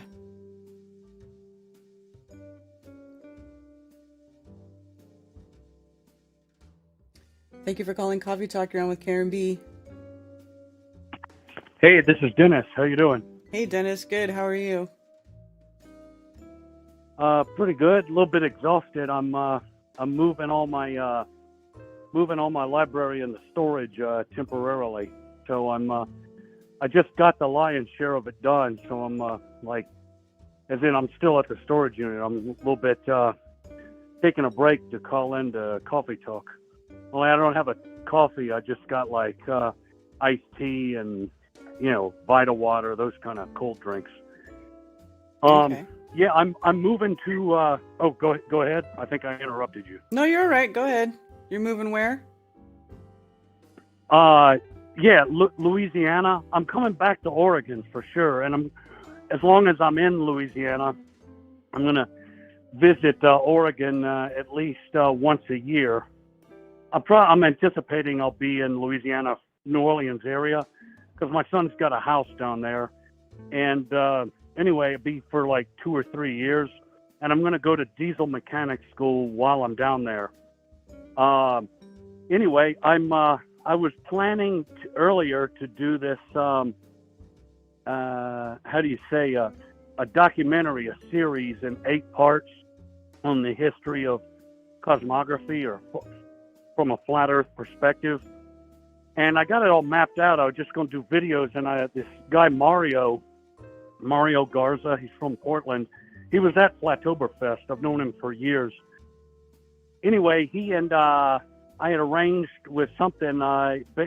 He's been to film school, and he knows how to do more, closer to like professional recordings. And so I was going to do it with him for the quality. Anyway, I was gonna we worked out a deal. I'll get him a camera, and I'll pay for the whole thing, a better camera to record it all with. And that would be the payment for making these. But I'm thinking I was going to do it later in the year because I had so many things. But now that I'm moving, I think I'm going to try and do it. Not certain, but I think more likely than not, tentatively, we're going to do it in February. So hopefully, because my last day at work will be this Saturday night. And so I'm going to have the rest of February off. I'm going to have the rest of a long time off. Tentatively, if I get another job, the job I've had is, 70 hours a week for years and years and years. I mean, it's, I need a break from it. Mm-hmm. So, so that's what's going on. And I'm married real well. I'm tight with my wife and her family, tighter than just about anybody. And so as far as they're concerned, I could move into the house. Actually, I haven't put any money toward it, but I am actually part owner legally. But as far as they're concerned, I could stay there till I die rent free. But they're buying the house. But anyway, I had to co-sign for them to get approved, basically. But okay. Anyway, But there once me and my wife are there, it's only going to help, with the payments and everything. Mm-hmm. Anyway, I hope to get this documentary. If Mario and I could hook up with my time off in February we could do this documentary, that'd be huge, because I won't have work getting in the. I mean, it gets in the way with church and everything else. So it's just me quitting is something that had to happen sooner or later. But and well, I'm not going to have any rent to pay, so I'm not worried about anything. But I just got to get him that money will become an issue in not too long, because I won't have any, but I'll have time instead of money. But I'm going to drive Lucy's stuff. I mean, other money I got coming in. It's just what's left. It'll pay for, me getting across country, and I'm going to stop. I plan to, unless we leave sooner, I plan to stop at that Flat Earth meetup with Mark Sargent in Salt Lake City, Utah on Saturday, March the 2nd. Mm-hmm. And Chad Davis is going to be there. I think he lives in that area, but Mm-hmm. he's the one who did the sound bath at Flattoberfest. Mm-hmm. And so I bought him a bunch of drinks, and he bought me a couple also. But we're looking forward to meet him over there. But if I could get that documentary done, I've got a crazy week right now, quitting, moving my stuff. I got to get this. I got to get a lot of stuff done medical for my wife. In other words, I mean, she's not suffering right now, but getting an MRI, she just got insurance. So, I think earlier, in the later part of last year, when she was legally in a crosswalk, leaving work, somebody ran a red light and knocked her down. So Yeah, we got I a remember lawyer that. for that. Mm-hmm. Yeah, so just a lot of things going on this week. But after I won't have work anymore, I'll be free. And I hope if I get that I jokingly called it that documentary series, A History of Cosmography, from the creation of the world to Mark Sargent. So if I could get that done, that would be that, with the free time and have time. I already got it mapped out, the structure of it with details, how I want to do it. So if I've got time to do that right during February, that'd be great. And I'm glad, while I still had money, I was able to get you a copy of how do you say, Robothams. Earth Not a Globe. Yeah. Yeah, Earth Not a Globe by M. Robotham, Mm-hmm. which has been delivered. Yes, I got it. Thank you, Dennis, for that. You picked it up? Yeah, I got it. I just haven't had a chance to go through it yet because my mom's in town and she's got me busy. Yeah, you're almost as busy as I am. Yeah. Okay, I'll let you go, and we'll see you later. All right. Thanks, Dennis. Good luck with your documentary. Take it easy. Will do. Appreciate it. Mm-hmm. There you go. You're leaving your job too?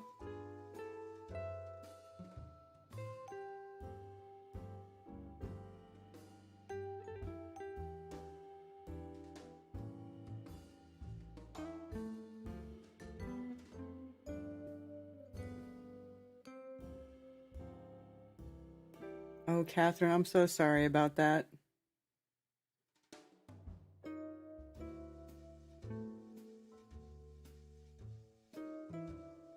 I'm so sorry about that. People are so greedy. It's crazy when stuff like that happens and then it's like the vultures come out. I'm sorry you had to deal with that.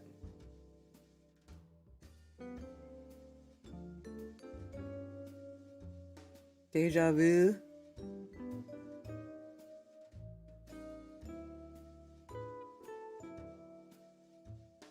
A diesel mechanic. So Dennis is going to diesel mechanic school, so he's going to be working on the trucks instead of driving them. I guess that's pretty good. Should keep you home more, right?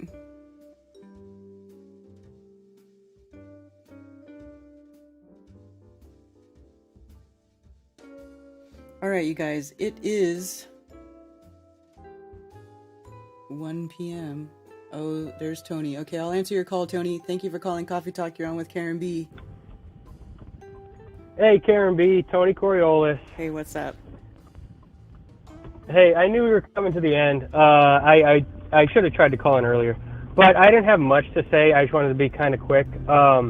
So since the Chinese New Year stream is coming up, I'm really looking forward to that. And when you were kind of going through it and you're going on the different Chinese New Year websites looking up stuff, you didn't see where it said south, as a directions or center or anything? Yeah. Yeah. So I got it all off of the Sheeplepedia. If you look up, they have it labeled, you can go to it just clicking the links straight through the Chinese zodiac, but they call it the sexagenary cycle. And then the sexagenary cycle is like the 12 of the animals and the 5 elements, which ends up being the 10 heavenly branches. So it's the 10 heavenly stems is what it is. It's all the info's on there. Yeah. And then I didn't even know that the elements repeat. Since we're going into a wood year, the next year where it's going to be snake after the dragon, that's also going to be a wood year. So it kind of doubles up on the elements each year. So 5 times 2, then that equals 10. And then it kind of it's just interesting. So the 10 heavenly stems is the Wikipedia page with all the info. Huh, okay. 10 heavenly stems. Yeah. And then, so it was kind of interesting how it also goes for the elements. There's a little section that kind of says, so it starts out with metal, okay? So metal's the first one. It's 0 and 1. And then water is 2 and 3 right after. But it says that metal creates water, which I found interesting, and it says through condensation, but I just found it surprising that they'd say metal creates water. That is interesting. Yeah, totally. Well, it would have to be. So yeah, just a couple little hollers. Yeah, there would have to be a temperature coefficient there too. If it's through condensation, that does kind of make a sense, though. Yeah, and then even when I said how I need to relook up that definition of metal, it kind of said something along that lines of just all certain elements that kind of, I forgot exactly how it said it, so I'm going to call in on that another time. You know me, I call in all the time. Yeah, but cool. I had to keep my streak going. I've called in consecutive week after week, so glad you could squeeze me in for this last little bit. Yeah, absolutely. Yep, the streak is alive and well going into this new year. Yeah. But all right, Karen, I'm out of here. Thank you for today's show, as always. Thank you. All right, yeah, thank you. All right. 4 more years before it becomes a good malt. A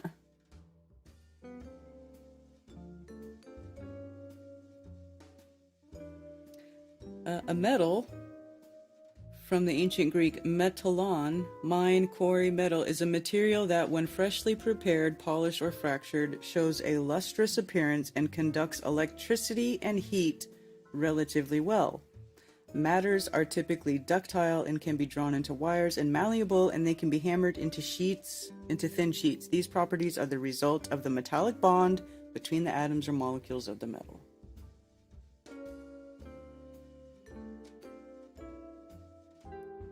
There you go.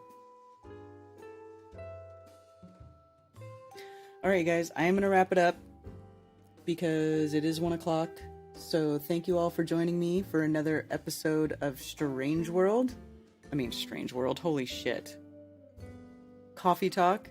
And tomorrow I'll be back with Strange World and Mark Sargent at 10 p.m. Eastern at 7 p.m. Pacific. And hopefully I will have pulled my rear end out of my butt.